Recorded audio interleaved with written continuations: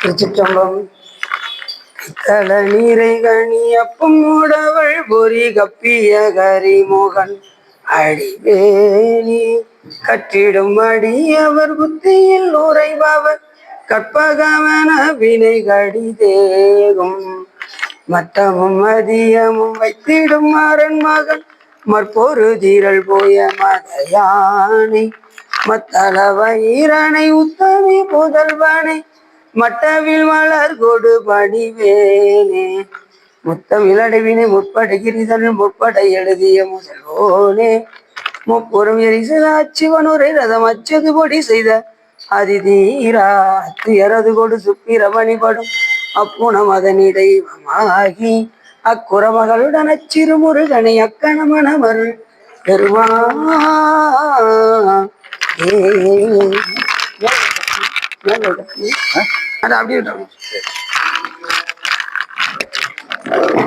எந்தாயும் எனக்கருள் தந்தையும் நீ சிந்தா குலமானவை தீத்தனையாள் கந்தா கதிர்வேலவனே உமையாள் மைந்தா குமரா மறைநாயகனே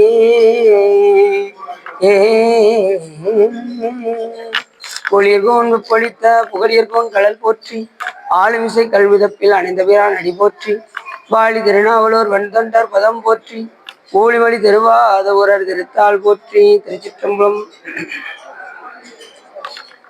எல்லாம் வல்ல சிவகாமி அம்பாளுடனாகிய பல்லல் வைத்தியநாத சுவாமியுடைய பெரும் கருணையினாலே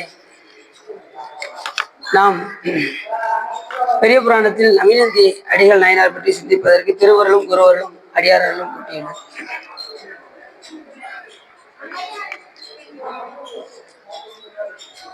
ஒரு லட்சம் கிரகந்தங்களை கொண்ட கந்த புராணத்திற்கு கூட பெரிய புராணம் என்று வைக்கவில்லை. ஆனால் இந்த திருத்தொண்டர் புராணம் என்னும் இந்த புராணத்திற்குத்தான் பெரிய புராணம் என்று வைத்தார்கள்.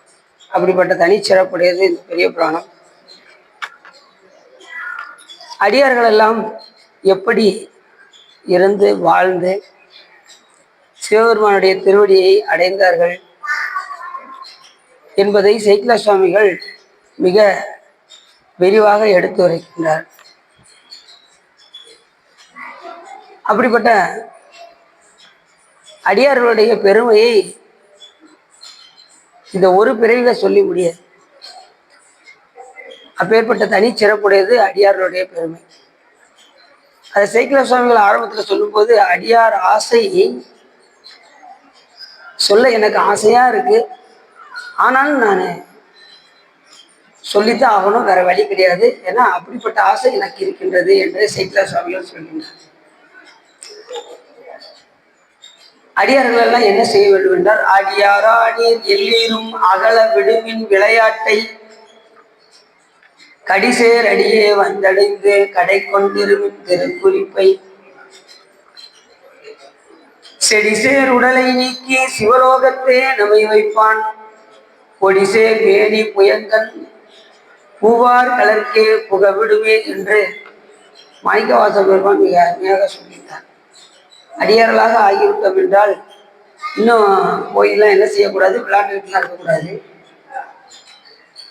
நான் சின்ன பிள்ளைல எப்படிலாம் இருந்தேன் தெரியுமாங்க அப்படிலாம் அதெல்லாம் நினைச்சு பார்க்கக்கூடாது.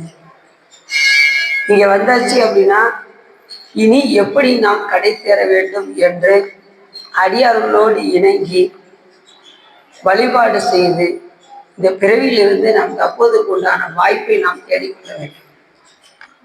எதற்காக நாம் பிறந்திருக்கின்றோம் என்றால், இனி நாம் ஒரு பிறவாத நிலையை அடைய வேண்டும் என்பதற்காக நாம் பிறந்திருக்கின்றோம்.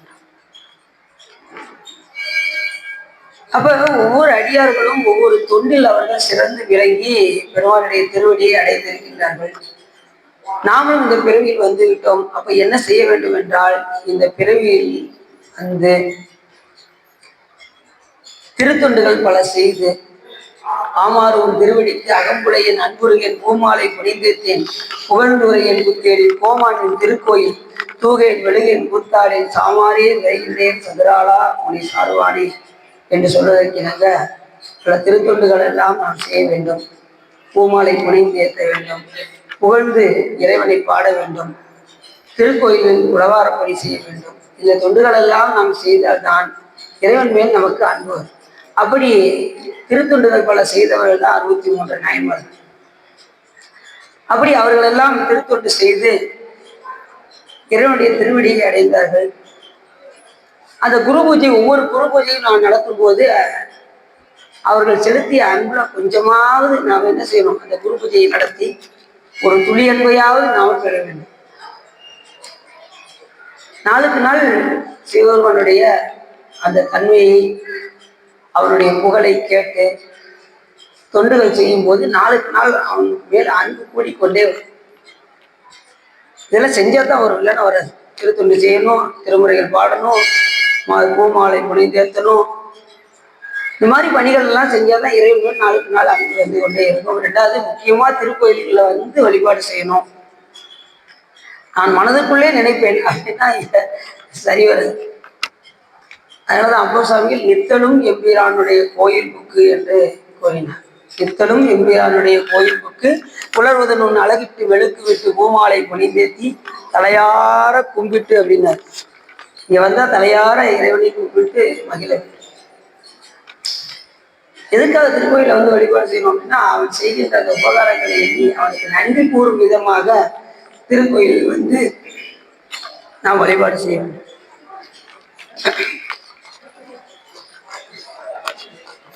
என்னையா சார் என்னையா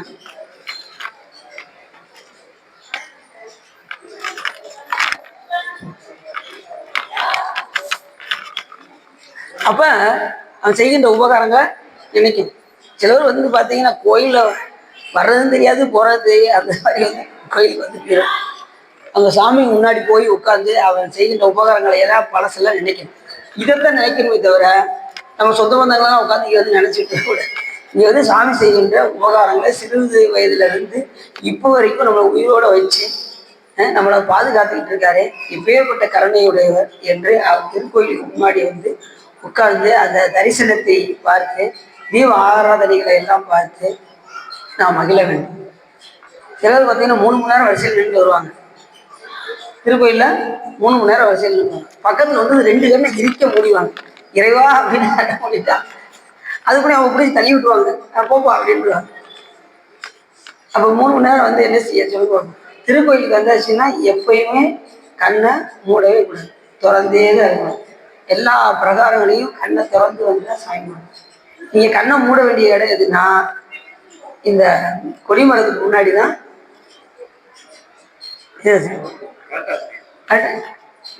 கொடிமரத்துக்கு முன்னாடி அமர்ந்து நாம் இறைவனை கண் மூடி தியானம் செய்ய.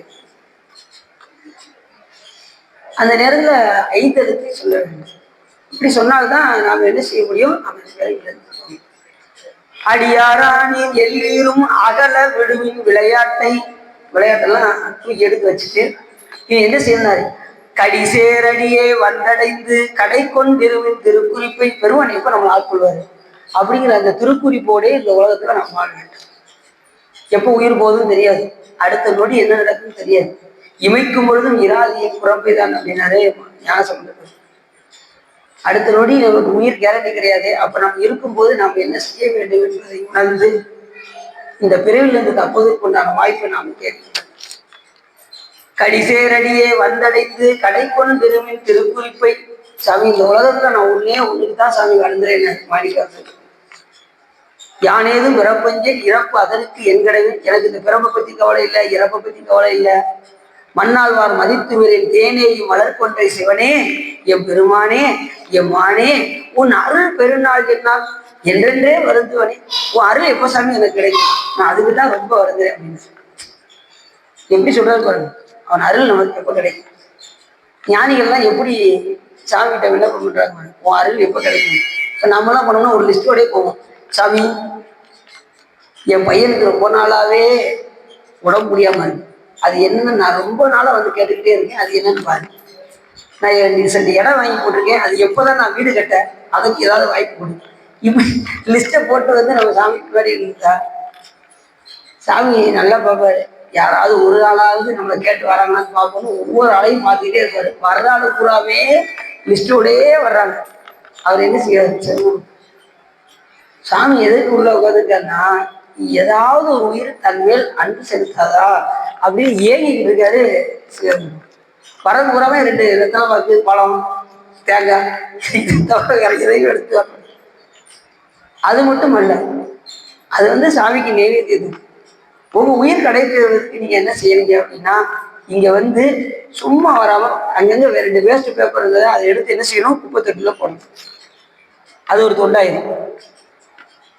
ஏதாவது ஒற்றை இருந்ததுன்னா அது 2 இது எடுத்து விடலாம். திருக்கோயில வளம் வரலாம், உட்காந்து 5 தியானம் பண்ணலாம், நீ உட்காந்து திருமுறைகள் பாடலாம். எத்தனையோ பணிகள் இருக்கு திருக்கோயிலுக்கு வந்தா. ஆனா அத்தனை வேலைகள் இருக்கு. ஆனா எல்லாரும் என்ன செய்வாங்க அப்படின்னா, எல்லா சுத்திலாம் வந்துடுவாங்க. ஒரு 4-5 பேர் சேர்ந்து வருவாங்க. வீட்டு பக்கத்துல உள்ள எக்கா வாக்கா, கோயிலுக்கு வாக்கா, கோயிலுக்கு வாக்கா அப்படின்னு 4-5 பேரை கூப்பிட்டு இங்க உட்காந்து கதை பேச உட்காந்துருவாங்க. கதை பேச வேண்டிய இடமா இது? இது புண்ணியத்தை சேர்க்க வேண்டிய இடம் திருக்கோயில். அதனால இங்க வந்தால் என்ன செய்ய வேண்டும் என்றால், இறைவனுடைய 5 எழுத்தை நாம் சொல்லி வழிபாடு செய்ய வேண்டும். நமச்சிவாயவே ஞானமும் கல்வியும், நமச்சிவாயவே நான் அறி நிச்சயம், நமச்சிவாயவே நான் அவின்று ஏத்துவேன், நமச்சிவாயவே நன்னதி காட்டுவேன். அதனால கொடிமரத்துக்கு முன்னாடி உட்கார்ந்து கண்ணை மூடி தியானம் செய்து கொண்டு உள்ள பெருமானை எப்படி பார்த்தீங்களோ அதே போல பெருமானுடைய 5 எழுத்தை நமச்சிவாயத்தை நாவில் நவின்று ஏற்றி ஒரு 108 முறையாவது சொல்லி வழிபாடு. அதுதான் ஒரு 5 நிமிஷம் உட்கார்ந்துட்டு போப்பா அப்படின்னு சொல்லியிருக்காங்க பெரியவங்க. அந்த 5 நிமிஷமும் கதை பேசிக்கிட்டு இருந்தா என்ன அவங்க யோசிச்சு பாருங்க. அந்த நேரத்துல 5 எழுத்தை சொல்லி நாம் சொல்ல வேண்டும்.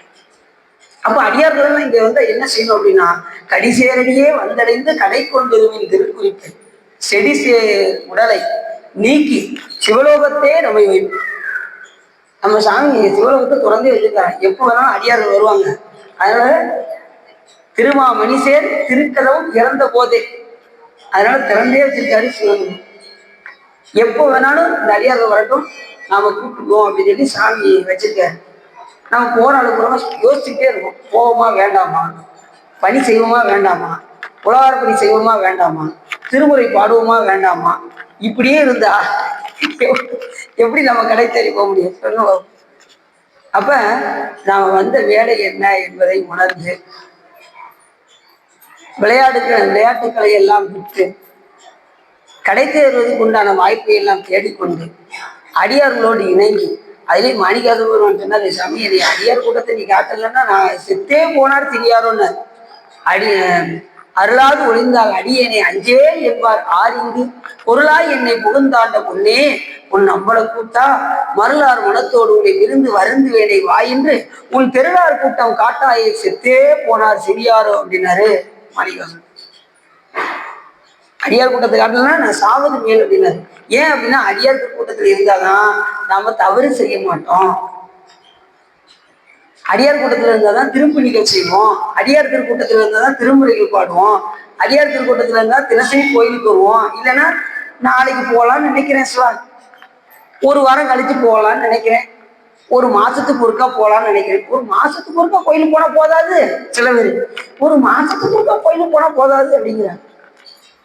அதை செய்கிற உபகாரத்துக்கு நித்தம் நம்ம கோயில்ல தான் இருக்கணும்.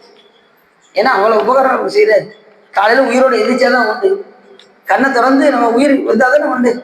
இல்லைன்னா நம்ம என்ன அவ்வளோ யோசிச்சு பாருங்க. நீங்க உரைக்கிறீங்க நிம்மதியா, உங்க பிராணவாயு மட்டும்தான் இருக்கும். அத்தனை கருவியும் சாமி வாங்கி வச்சுப்பாரு. கண்ணை முழிக்கும் போது அத்தனை கருவியும் சாமி திருப்பி கொடுக்குறாரு.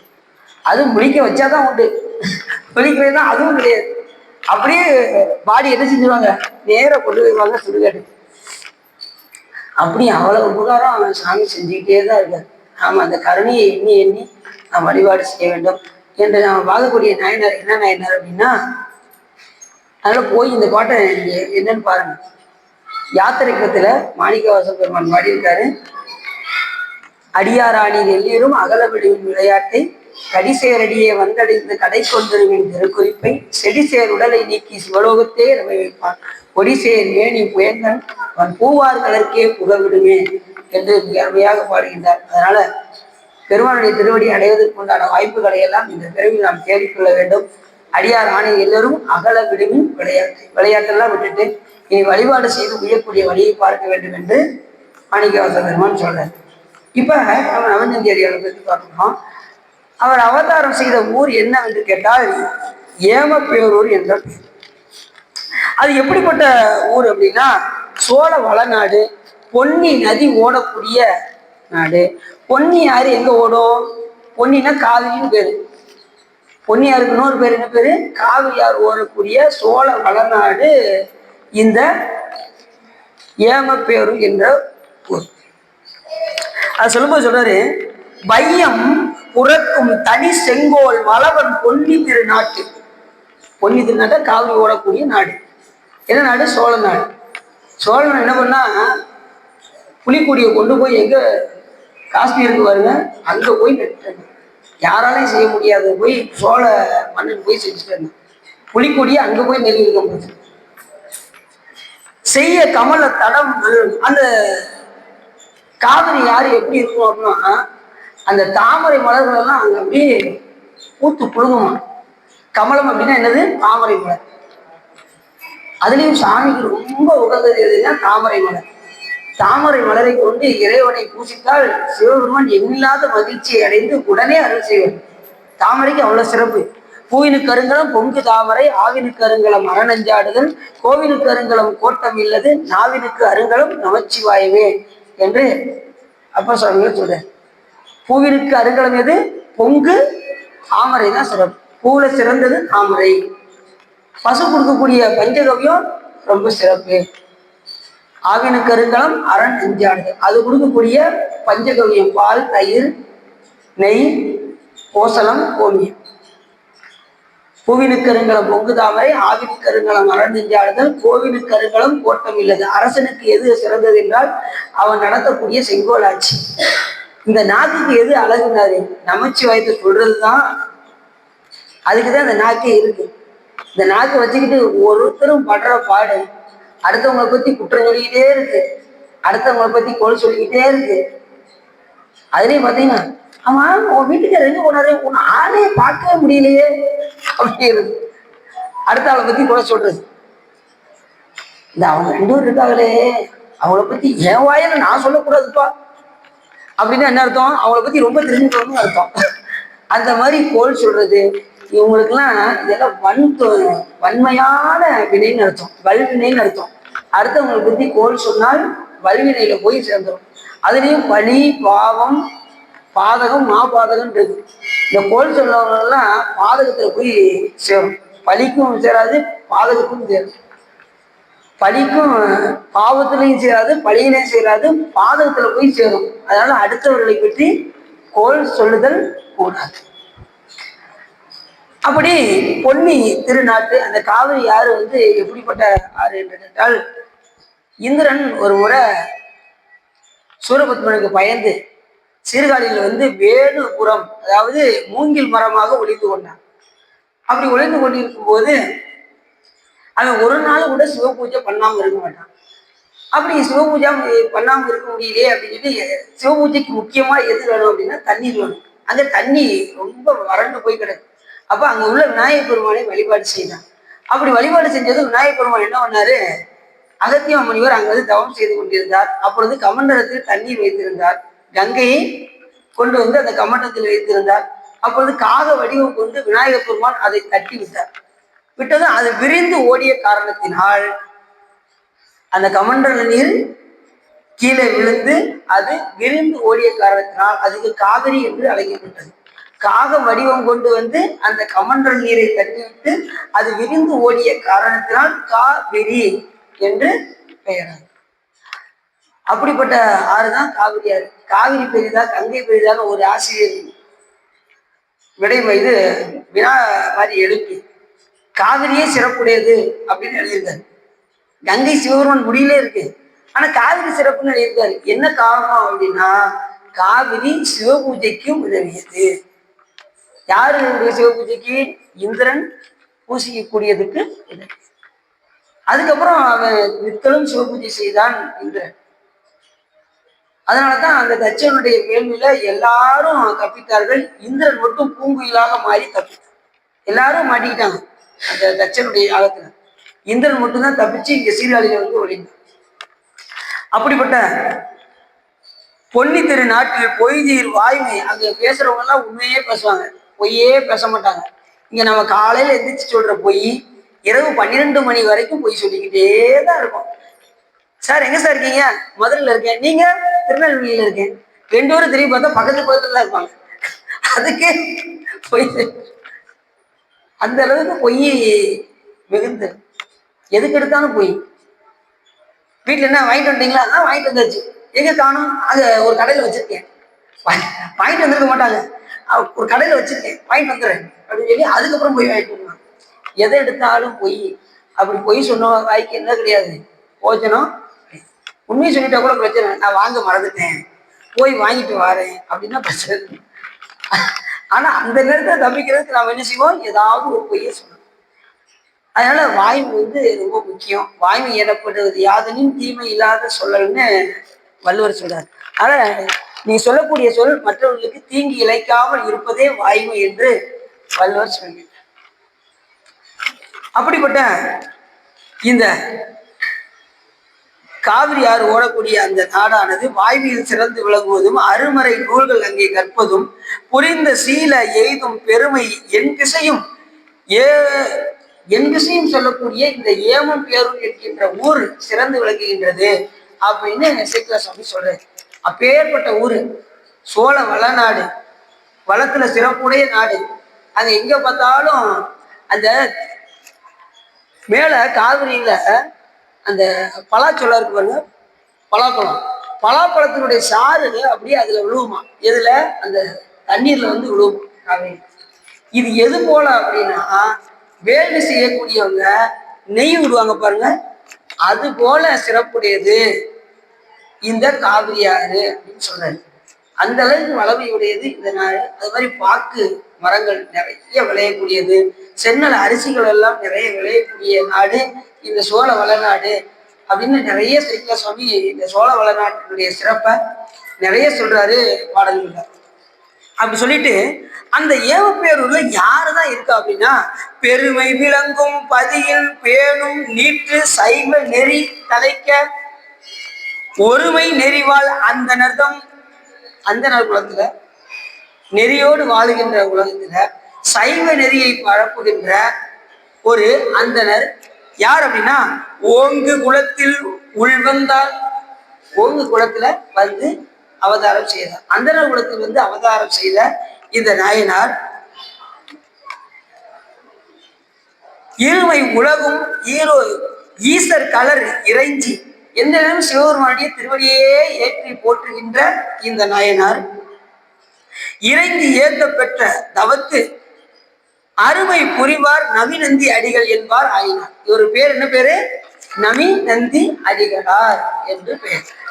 சைவ நெறி யாரும் சாதாரண வந்துட முடியாது. சிவபெருமான வழிபாடு பண்றதுக்கு சும்மாலாம் இங்க வர முடியாது. அதுக்கு கூட யார் அருள் வேணும்? சிவபெருமான் அருள் இல்லாத இந்த திருக்கோயிலுக்கு வர முடியும், அவனுடைய திருவடியை நாம பூசிக்க முடியும். புறச்சமயம் என்றும் அகச்சமயம் புக்கும் புகழ் விருதி வழி உரண்டும் ஆச்சிரம அறத்துறைகள் அவை அடைந்தும் அருங்கலைகள் பல கற்றும் அருந்தவங்கள் பல புரிந்தும் ஆரணங்கள் படித்தும் சிறப்புடைய புராணங்களை உணர்ந்தும் வேத சிறப்புகளை மிகவும் தெரிந்து சென்றால்தான் ஒருவர் இந்த சைவத்திரத்தை அடைவர். இதில் சரியாகிரியா யோகம் பெற்று ஞானத்தினால்தான் சிவனடியை சேர முடியும். கடவுளே இல்லைன்னு சொல்ற சமயத்துல இருந்து அப்புறம் ஓரளவுக்கு ஒத்துக்கிட்டு உள்ள அதுக்கப்புறம் அருங்கலைகள் பல கற்று தவங்கள் பல புரிந்து ஆரணங்களை படித்து புராணங்களை உணர்ந்து இதெல்லாம் தெரிந்து பெற்றதுக்கு அப்புறம் தான் கடைசி சைவ நெறிக்குள்ள வர முடியும். இந்த சைவத்திற்கு தலைவர் யாருன்னா சிவபெருமான். சிவபெருமானால் தோற்றுவிக்கப்பட்ட ஒரு சமயம் எது என்று கேட்டால் இந்த சைவ சமயம். சைவத்தின் மேல் சமயம் வேறில்லை, அதில் சார் சிவமாம். தெய்வத்தின் மேல் தெய்வம் வேறு இல்லனும் நான்மறை செம்பொருள் வாய்வு வைத்த சீர்திரு தேவாரமும் திருவாசகம் உய்வு தரச் செய்த நால்வர் கொற்றால் எம் உயிர் துணையே என்று சொல்வதற்கிணங்க சைவத்துக்கு மேல ஒரு சமயம் கிடையாது. அதனால தாய்மான சுவாமிகள் கொஞ்சம் ஒரு படி மேல போய் சைவ சமயமே சமயம், சமயா அதீத பழம்பொருளை கைவந்திடவே மன்றல் வெளி காட்டும் இந்த கருத்தை விட்டு பொய் உழலும் சமய நெறி புகுத வேண்டாம், முக்தி தரும் தெய்வ சபையை காண்பதற்கு சேரவாரும் ஜெகத்தீரே என்று நம்ம எல்லாம் அழைக்கின்றார் தாய்மான சுவாமி. இந்த மாதிரி ஒரு சமயம் கிடைக்காது, சைவ சமயத்துக்கு மேல ஒரு சமயம் கிடையாது. அதுல யாரு தலைவர் அப்படின்னா சிவபெருமான். அவன் ஒருவனே முழுமுதல் பொருள் என்பதை உணர்ந்து இந்த சைவ நெறிக்குள் வந்து எந்த ஒரு சமயத்தை நாம் சொன்னாலும் முதலில் நாம் சொல்லக்கூடியது எதுவென்று கேட்டால் இந்த சைவ சமயத்தை தான் நாம் சொல்லுவோம். நீங்க பாடத்திலாம் படிச்சிருப்பீங்க, 8ஆம் கிளாஸ் 9ஆம் கிளாஸ் எல்லாம் போய் படிச்சீங்கன்னா அதை சொல்லி கொடுப்பாங்க. சமயங்கள் எத்தனை சொல் அப்படின்னதும் உடனே அது எத்தனை வகைப்படும், அவையாவன: ஒன்று சைவம், வைஷ்ணவம், சமண சமயம், பௌத்தமும், கிறிஸ்துவம், இஸ்லாமியம் அப்படின்னு வரிசையா நம்ம சொல்ல ஆரம்பிக்கும். அதுல முதல்ல சொல்லக்கூடியது எது சொல்லுவோம்? சைவத்தை தான் சொல்லுவோம். அப்ப அதுக்கு தலைவர் யாரு? சிவபெருமான். கடவுளால் தோற்றுவிக்கப்பட்ட ஒரு சமயம் எது என்று கேட்டால் அது சைவ சமயம் ஒன்றே. அதுக்கு முழுமுதல் பொருள் சிவபெருமானே. ஏன் சிவபெருமான கடவுள்னு சொல்றோம்? மற்ற இடங்களெல்லாம் இறைவனாக இருக்கக்கூடிய கடவுள் தென்னாடுடைய சிவனையை போற்றி எந்நாட்டவருக்கும் இறைவா. அப்ப எல்லா நாட்டுக்கும் கடவுளுக்கு பேரு இறைவன். நம்ம தென்னாடாகிய தமிழ்நாட்டுக்கு கடவுளுக்கு பேரு சிவன் என்று பேர். சிவன் என்னும் நாமும் தனக்கே உடைய செம்மேனியம்மான் அவன் என்னை ஆட்கொண்டு அழித்திடும் யாமாகில் அவன் தனையான் பவன் என்னும் நாமும் பிடித்து திரிந்து பன்னால் அழைத்தான் இவன் பன்னால் அழைப்பொழியான் என்றொரு நாள் எதிர்ப்படுமே அப்படிங்கிறாரு. அப்பர் சாமி அழகா சொல்றாரு. இப்படி ஒவ்வொருத்தரும் சிவபெருமானை பத்தி பாடாத அடியார்களே கிடையாது. எத்தனை அருளாளர்கள் வந்து நம்ம சைவ சமயத்தை பரப்பியிருக்காங்க. 63 நாயன்மார்கள் இருக்காங்க, 4 பெருமக்கள் இருக்காங்க, அகச்சந்தான குறவர் இருக்காங்க, புறச்சந்தான குறவர் இருக்காங்க, சமயக்குறவர்கள் இருக்காங்க. இப்படி எல்லாரும் வந்து நம்ம சைவ சமயத்தை பரப்பி இருக்கின்றார்கள் என்றால் அந்த சமயம் எப்படிப்பட்டது என்பதை அறிந்து அந்த சமயத்துக்குள் நாம் நுழைந்து அத விதியை வந்து நாம் கடைபிடிக்க வேண்டும். கற்றல், கேட்டல், சிந்தித்தல், தெளிதல், நெட்டை கூடுதல் என்ற அடிப்படையில் அந்த சைவ சமயத்தில் என்ன சொல்லப்பட்டிருக்கு சொல்லி கற்க வேண்டும். அதுக்கப்புறம் விஷயத்தை கேட்க வேண்டும், அதுக்கப்புறம் சிந்திக்க வேண்டும், அதுக்கப்புறம் தெளிய வேண்டும், அதுக்கப்புறம் அந்த வழியில நடக்காது. அப்படிப்பட்ட நிலையில இந்த சைவ நெறியை பின்பற்றக்கூடிய நபிநந்தி அடிகள் நாயனார் என்ன பண்ணார்? அந்தணர் குலத்தில் பிறந்து ஈசர் கடல் இறைஞ்சி ஏத்தம் பெற்ற தவத்து அருமை புரிவார் நபிநந்தி அடிகளார் என்றார். அப்பேற்பட்ட சிறப்புடையவர் இந்த நபிநந்தி அடிகளார். அந்தணர் குலத்துல எந்த நேரமும் பூஜை செய்து கொண்டே இருப்பார். மதியம் 12 மணி, இரவு 12 மணி, இந்த 2 வேளையும் சிவ பூஜை செய்யும். பகல் இரவு 2 நேரமே நாங்க ஒரு வேளை பூஜை செய்ய முடியும். நம்ம படுற பாடு காலையில எந்திக்கிறது, காலையில 5 மணிக்கே எந்திக்கணுமா சிவா, பூசை பண்ணணுமா சிவா, பூ பறிக்கணுமா அப்படிலாம் காலையில இல்லைன்னு அவங்க வேற வழியே கிடையாது. நம்ம இந்த வழிபாட்டுக்கு வந்துட்டோம் அப்படின்னா அதிகாலையில இருந்து பெரும்புலர் காலை மூழ்கி பித்தராகி சிவபெருமானுக்கு நம் பக்தராகி அரும்பொடு மலர்கள் கொண்டு அங்கு ஆர்வத்தை உள்ளே வைத்து விரும்பினல் விளக்கு தூபம் விதியினால் இடவல்லார் கருவினில் கட்டி கொள்வார் கடவுள் வேட்டனாரே என்று சொல்வதற்காக நாம் என்ன செய்ய வேண்டும்? காலையில ஆர்வத்தோடு எரிச்சு மலர்களை எல்லாம் பறித்து நாம் பூஜை செய்ய வேண்டும். அப்படி செஞ்சா கரும்புல எப்படி கட்டி இருப்பாருவோ அதே போல சிவபெருமான் நமக்கு தேனாய் அமுதமுமாய் தித்திக்கும் சிவபெருமானாக சிவபெருமான் அருள். தூய்மை திருநீற்று அடைவே மெய்ப்பொருள் என்பார். இவருடைய நெறி என்னன்னா, யாரு திருநீர் பூசினாலும் அவங்கள சிவபெருமானாக பார்ப்பார். அதுவே நமக்கு மெய்ப்பொருள் என்று உணர்வார். ஏற்கனவே அப்போஸ்தலர் சொல்லியிருக்காரு, எவரேனும் விளையாடத்திட்ட திருநீரும் சாதனமும் கண்டால் உருகி ஓராதே அவரவரை கண்ட போதே உகந்து அடிமை நினைந்து இவர் தேவர் அவர் தேவர் என்று 2 ஆட்டாது ஈசன் திறவே பேணி கவராதை கொள்ளும் அடியார் நெஞ்சினுள் கண்டாபோர் நடுதிரியை காணலாமே என்று அப்புறம் சொல்ற. அப்ப யாரை பார்த்தாலும் திருநீர் ருத்ராட்சம் தரித்திருந்தால் அவர்கள் எப்படி பார்க்கணும்? சிவபெருமான். அப்படி அவர்களே மெய்ப்பொருள் என்று உணர்வாரா இந்த நபிநந்தி அடிகள் நாயகம். வேற என்ன பண்ணுவார் அப்படின்னா, சாமகண்டர் செய்ய கடல் வழிபட்டு ஒழுகும் தலைமை நின்றார். எந்த நேரமும் சிவபெருமானுடைய கடலையே நினைந்து உருகி வழிபாடு செய்யக்கூடிய நிலையில அந்த திருவடியை பற்றி கொண்டு விடுறது கிடையாது. ஏன்னா சைவர்களுக்கு நல்லா தெரியும், சிவபெருமான் முழுமுதல் பொருள் என்று தெரிந்து அந்த திருவடியை எண்ணிக்கொண்டே இருப்பார்கள். சட்டோ நினைக்க மனத்தமுதாம் சங்கரனை கெட்டே மறைப்பேனோ கேடுபடா திருவடியை ஒட்டாத பாவி தொழும்பரை நாம் ஒருவரையோம் சிட்டாய சிட்டற்கே சென்றுதாய் கோத்தும்பி என்று சொல்வதற்கு அந்த திருவடியை நாம பற்றிக்கொள்ளும். ஒவ்வொரு அடியார்களும் அந்த திருவடியை தான் பற்றிக்கொள்ளும். ஏன் அப்படின்னா அந்த திருவடியில் என்ன செய்யும் அப்படின்னா, ஆளை எடுத்திட்ட ஒரு பாதமன்றோ நம்மை ஆட்கொண்டதே என்று சொல்வதற்காக நம்ம எல்லாம் ஆட்கொள்வதற்காக சிவபெருமான் அந்த எடுத்த பொற்பாதத்தை எடுத்தார். எப்பா எப்ப வேணாலும் இந்த திருவடியை பற்றி கொள்ளுங்கள், உங்களை நான் கரையேற்றுகின்றேன் என்று அவர் இருந்தா எல்லாரும் போய் போய் சாமி நான் நிறைய சீரியல்லாம் பார்க்க வேண்டியது. சீரியல் பார்த்துட்டாரு. இந்திய தொலைக்காட்சிகளும் முதல் முறையாக அதை போய் பார்த்துட்டாரு. நம்ம காலத்தை வீணா போய்விட்டு அப்படியெல்லாம் போக்காம சிவபெருமான் திருவடி தான் நம்மளை கரையேற்றும் என்று தெரிந்து அந்த திருவடியை பற்றி கொள்ள மாணிக்கவாச பெருமான் திருவடியை பற்றி நிறைய சொல்றாரு. ஒவ்வொரு பாட்டிலையும் சொல்றாரு, பெருமானே அது எப்படியாவது உன் திருவடியை நான் பற்றி கொள்ள. நான் எப்படிப்பட்டவனா ரொம்ப நான் கீழானவை சாமி அப்படின்னு பல இடங்களை தன்னை ரொம்ப தாழ்த்துறேன். புலையனேனையும் பொருள் என நினைந்து, இந்த புலையன கூட நீ ஒரு பொருள் நினைச்சிய சாமி, இந்த உலகத்துல கூட இனி ஒரு பொருளை மதிக்க மாட்டாங்க. ஆனா நீ என்ன செஞ்சிருக்க, என்ன ஒரு பொருளை மதிச்சு இந்த புலையனேனையும் பொருள் என நினைந்து உன் அருள் புரிந்தன புரிதலும் கடித்து தலையினால் நடந்தேன் விளைப்பாக. நீ எனக்கு அருள் கொடுத்து கூட நான் என்ன செஞ்சுக்கிட்டு இருக்கேன், ஆணவத்தில் ஆடிக்கிட்டு இருக்கேன் அப்படின்னு. தலையினால் நடந்தேன் விளைப்பாக. சங்கரா என்னில் வானவர்க்கெல்லாம் இளையனே அலைநீர் விடம் உண்ட நித்தனே என்னை செத்திட பணியாய் திருப்பெருந்துரை மேவிய சிவனே அப்படிங்கிறாரு மாணிக்கவாசகர். சொல்றாரு ஒவ்வொரு பாட்டிலையும் அவ்வளவு அருமையா சொல்றாரு. நம்ம இந்த வழிபாட்டினுடைய நோக்கம் என்னன்னா, யான் எனது என்கின்ற செருக்கு அறணும். அது வரைக்கும் பிறப்பு வந்துகிட்டே தான் இருக்கும். துணி அளவு கூட என்ன செய்யக்கூடாது, அந்த யான் எனதுங்கிற உழைப்பு நமக்கு வரவே கூடாது. அதனாலதான் சிவபூஜை செய்யறது நித்தலும் சாமிக்கு நெய்வேத்தியம் ஊட்டும் போது அந்த நெய்வேத்தியம் எப்படி நினைக்கணும், தன்னுடைய தற்போதத்தையே இறைவனுக்கு உணவாக ஊட்ட வேண்டும்.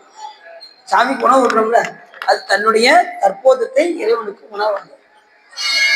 சாமி அதை அப்படியே கொஞ்சம் கொஞ்சமா ஆணவத்தை கொஞ்சம் கொஞ்சமா அதனுடைய வலிமையை குன்ற செய்து கொண்டே இருப்பார். அவருக்கு நெய்வேத்தியம் ஊட்ட ஊட்ட ஊட்ட நம்முடைய ஆணவ மூலமானது கொஞ்சம் கொஞ்சமா அதனுடைய வலிமை குன்றி கொண்டே இருக்கும். நான் எப்பேற்பட்டவன் தெரியுமா அப்படிப்பாங்க, என்னை யாருன்னு நினைச்ச அப்படிப்பாங்க. எதுனாலும் என் வேலை எடுத்துப்பாரு, அப்படி என் பேர் சொல்லும் அப்படின்னாங்க. அப்படின்னு என்ன அர்த்தம், ஆணவம் அவங்களுக்கு ரொம்ப இருக்குன்னு அர்த்தம். அதெல்லாம் சுத்தமா ஆணவங்கிறது நமக்கு வரவே இல்லை. ஒவ்வொரு அடியார்களும் இங்க சோழ நாட்டுக்குலாம் போயிட்டோம்னா கொஞ்சம் கூட அவங்களுக்கு தற்போதுமே இருக்காது. அடியார்கள் அப்படி இருப்பாங்க, ரொம்ப பணிவு இருப்பாங்க, பணிவா இருப்பாங்க. எது சொன்னாலும் நீ எப்படி அடியாரு அப்படின்னு சொன்னோம்னா, ஐயா எல்லாம் பெருமான் திருவள்ளியா அப்படின்ட்டு அப்படி குடிஞ்சு ஓடியே இருப்பாங்க. புகழ்ந்தாலே ஓடிடுவாங்க.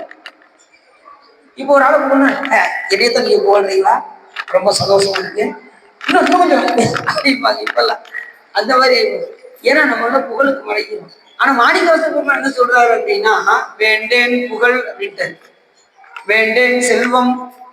செல்வம் நமக்கு கடைசி காலத்துல துணைக்கு வருமா? நான் ஒரு 10 கோடி வச்சிருக்கேன், அது கோவில கூட வருமா? அருணாக்கையில கூட என்ன செஞ்சிருவாங்க,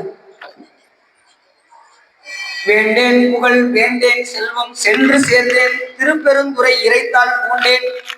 எப்படி சொல்றாரு பாருங்க, புரிஞ்சுட்டீங்களா? சென்று சேர்ந்தேன் திருப்பெருந்துறை இறைத்தால் பூண்டேன் புறம்போகல் விட்டேனே அப்படின்னு மாணிக்கவாசகர் எவ்வளவு சொல்றாரு. அதனால நாம என்ன செய்யக்கூடாது, புகழுக்கு நாம அடிமையாக ஆகிவிடக்கூடாது. ஒருத்தர் நம்ம புகழ்ந்தானா என்ன செய்யணும், எல்லாம் பெருமான் திருவருள் அப்படி இங்கிட்டு வாங்கி அப்படியே சிவபெருமான கொடுத்துடணும். எல்லா புகழும் சிவபெருமானுக்கே அப்படின்னு அப்படியே கொஞ்சமா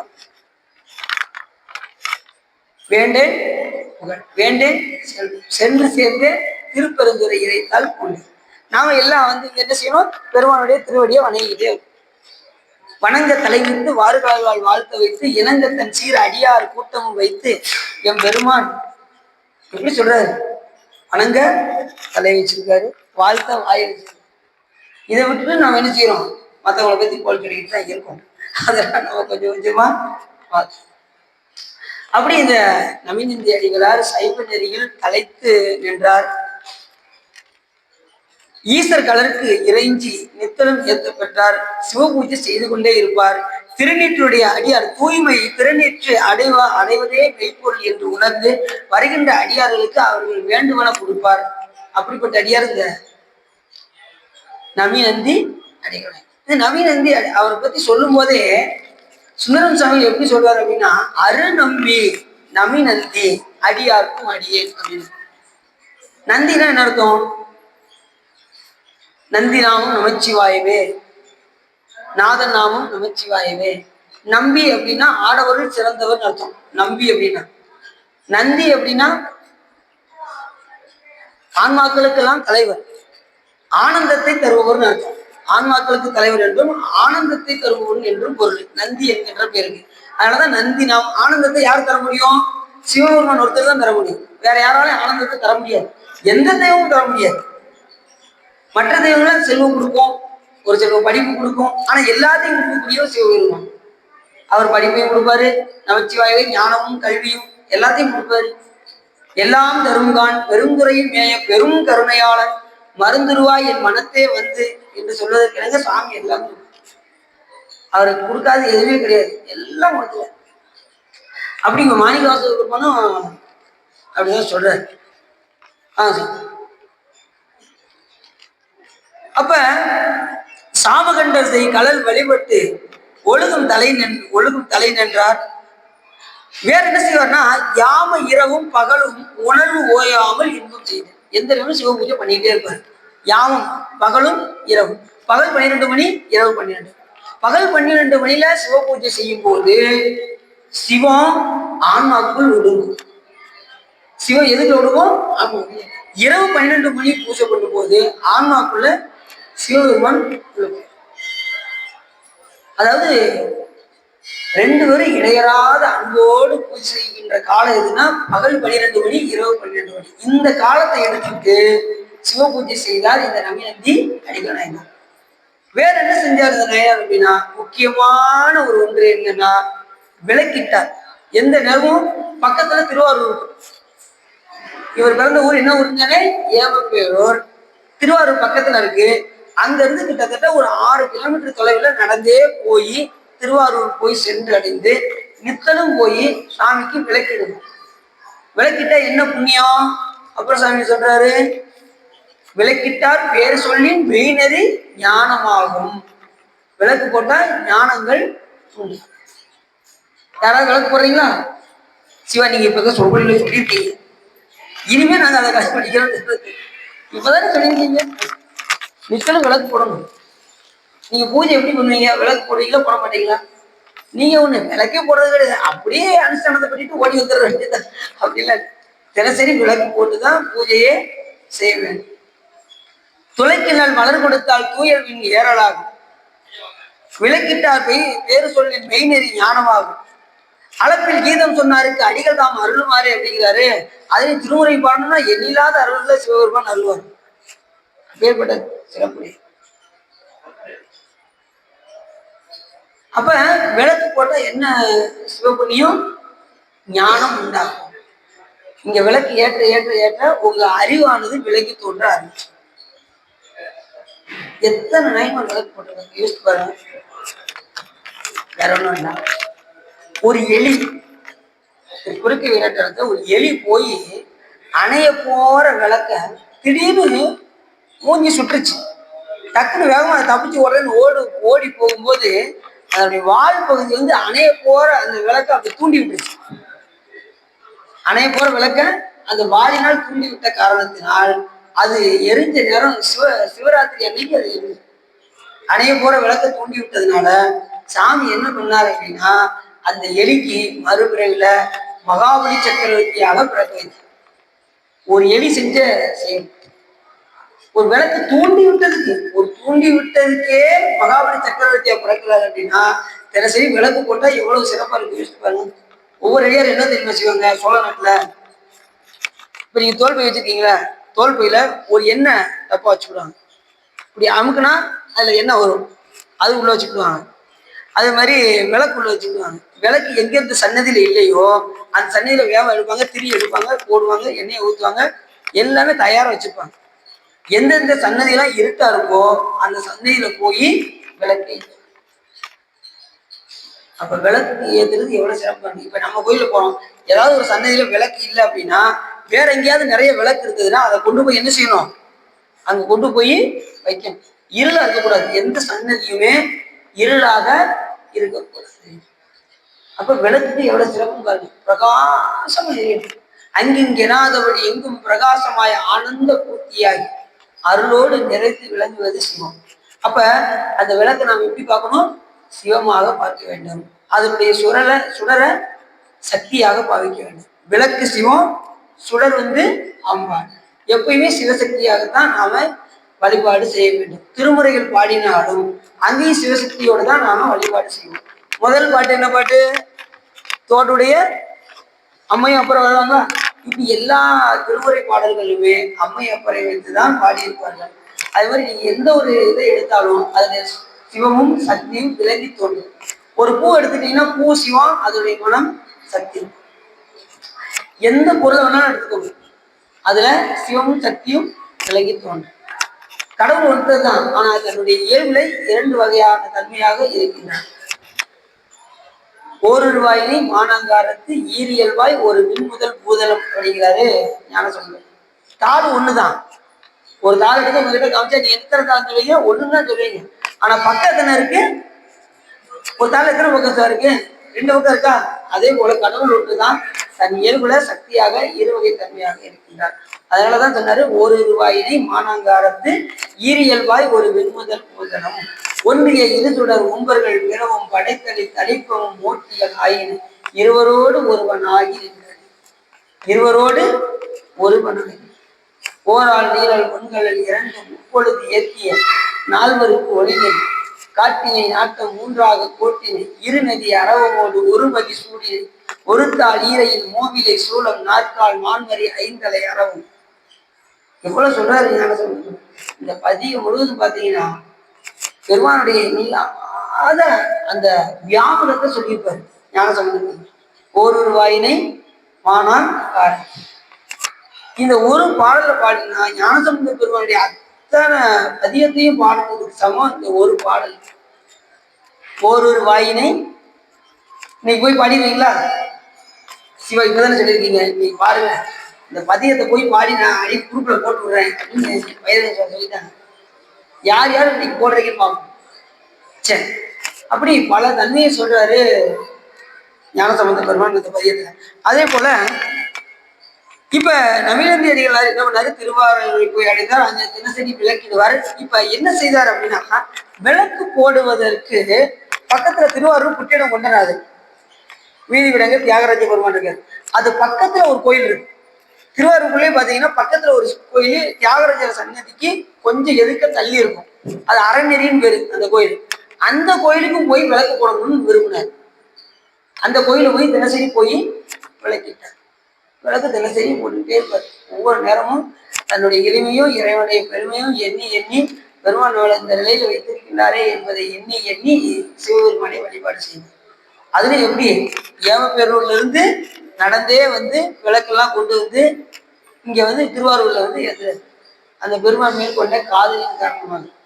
அதுலயும் பக்கத்துல அறநெறி இருக்கா, அங்க உள்ள பெருமான்களை ரொம்ப காதல் வந்துருச்சு. உடனே எல்லாமே சிவலிங்கம் தான். அப்ப இது ஒரு சாமி அது ஒரு சாமிலாம் இல்லை. அவருக்கு அந்த சிவலிங்கத்தை பார்த்ததும் அவருக்கு எல்லையில்லாத மகிழ்ச்சியை அடைந்து அவர் என்ன பண்ணியிருக்காரு, அவரை ரொம்ப அந்த சிவலிங்கம் ஈர்ந்துச்சு. அதனால அந்த அறநெறியில போய் எந்த நேரமும் அவரு இந்த விளக்கிட்டு கொண்டே இருக்கு. விளக்கிட்டார் பேரு சொல்லி மெய்நெறி ஞானமாகும் என்று சொல்வதற்கு இணங்க அந்த விளக்கு போட்டுக்கிட்டே இருக்காரு. இப்ப என்ன நினைச்சாரு, ரொம்ப விளக்கு போடணும்னு நினைச்சாரு. அப்படி செய்யும் போது நிறைய விளக்கெல்லாம் எடுத்து போட்டு போது இதை அடி முடிச்சுக்கிறேன் என்ன, அப்படி ரொம்ப விளக்கு போகணும்னு நினைக்கும் போது திடீர்னு இருட்டார ஆரம்பிச்சிச்சு. இப்ப ஊருக்கு போக முடியாது. இப்ப உடனே எல்லாம் தீர்ந்து போச்சு. என்ன, எப்பயுமே அவர் நெய் தீபம் தான் ஏற்றுவார். நெய் தீர்ந்து போச்சு. இப்ப என்ன செய்யணும்? இப்ப நிறைய விளக்கு போறதுக்கு நெய் வேணும்ல. ஒரு வீட்டுக்குள்ள போனாரு, போய் நெய் கேட்டாரு. ஆனா அந்த வீடு என்ன வீடு அப்படின்னா சமணர்கள் இருக்கக்கூடிய. அந்த காலத்துல சமணர்கள் தான் அதிகமா இருக்காங்க, சைவர்கள் ரொம்ப கம்மி. இவர் போய் கேட்டதும் அவங்க என்ன பண்ணாங்க, அத சொல்றாரு பாருங்க.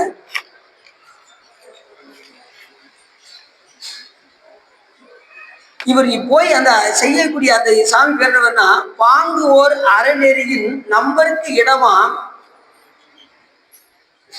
உள் புக்கு விளங்க நன்னினார். உள்ள கோயிலுக்கு உள்ள அறநெறி என்கின்ற அந்த திருக்கோயில போய் சென்று நித்தலும் போய் விளக்கிட்டார். அப்படி விளக்கும் போது விளக்கு இப்ப அவங்க போய் விளக்கு கேட்டாரு, போய் இது நெய் கொடுங்க அப்படின்னதும், உங்க சிவபெருமான் கையில நெருப்பு வச்சிருக்காரு அப்படின்னாங்க. யாரு? சமணர். நல்லா யோசிச்சு பாருங்க, சிவபெருமான் கையில நெருப்பு வச்சிருக்காரு வைக்கலையா? எல்லாம் பார்த்துருக்கீங்களா? அது என்ன தொழில்? நெருப்பு வைத்திருக்கிறது என்ன தொழில்? அழித்தல். உடுக்கை வந்து படைத்தல், நெருப்பு வந்து அழித்தல், அபய கஷ்டம் காத்தல், தூக்கிய திருவடி அருளல், ஊன்றிய திருவடி மறைத்தல். இப்ப இவங்க போய் கேட்ட, உங்க சிவபெருமான் தான் கையில நெருப்பு வச்சிருக்காரு, நீங்க எதுக்கு நெருப்பு எரிக்கிறதுக்கு நெய் கேட்குறீங்க? முடிந்தால் போய் தண்ணீரை எடுத்து விளக்கெரியும் அப்படின்னு அவங்க ரொம்ப ஏளனமாக பேசினார். யார? நவீன தேதிகள் அது சொல்றாரு பாருங்க, கையில் விளக்கு கனல் உடையான். கையில எப்பயுமே கனல் வச்சிருக்காரே உங்க சிவபெருமான், தமக்கு விளக்கு மிகை காணும்.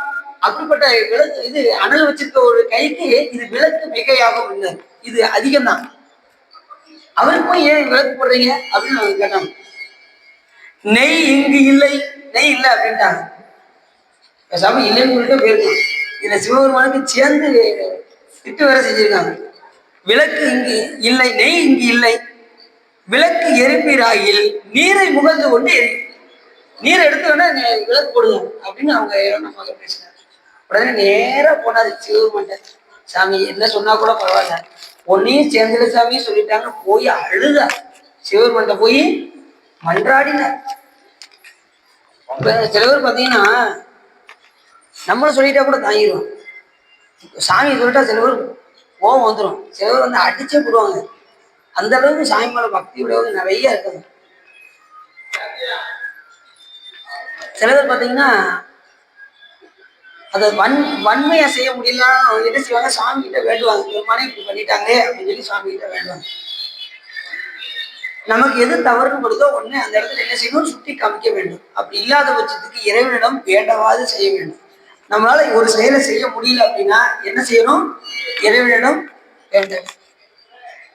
இப்போ ஒரு ஆடை வெட்டிட்டு இருக்காரு, நீங்க போய் என்ன செய்யணும், தடுக்கணும். இப்போ ஆடை வெட்டக்கூடாதுன்னு தடுக்கணும். தடுக்க விடுவாங்களா? பார்ப்பாங்கட்டு நாங்க வெட்டுவோம்ப்பா அப்படின்வாங்க. அவங்க போய் எதுவும் சொல்ல முடியாது, இல்லைன்னு நம்மளையும் சேர்ந்து என்ன செய்வாங்க, வெட்டிடுவாங்க. அதனால என்ன செய்யலாம், அந்த இடத்துல இறைவா அந்த உயிருக்கு எதுவும் ஆகக்கூடாது, அப்படி ஏதாவது ஆச்சுன்னா அது நற்கதியை அடையட்டும் அப்படின்னு சொல்லி சாமி கிட்ட நாம செய்யணும். எந்த உயிர் நமக்கு முன்னாடி துன்பப்படுகின்றதோ அந்த துன்பத்தை நீக்குவதற்கு நம்ம முடிந்த அளவு நாம் பாடுபட வேண்டும். இப்போ ஒருத்தவங்க குடும்ப கஷ்டமா வந்து அழுதுட்டு இருக்காங்கன்னு வச்சுக்கோங்க, சாமி முன்னாடி வந்து மன்றாடி அழுதுட்டு இருக்காங்க.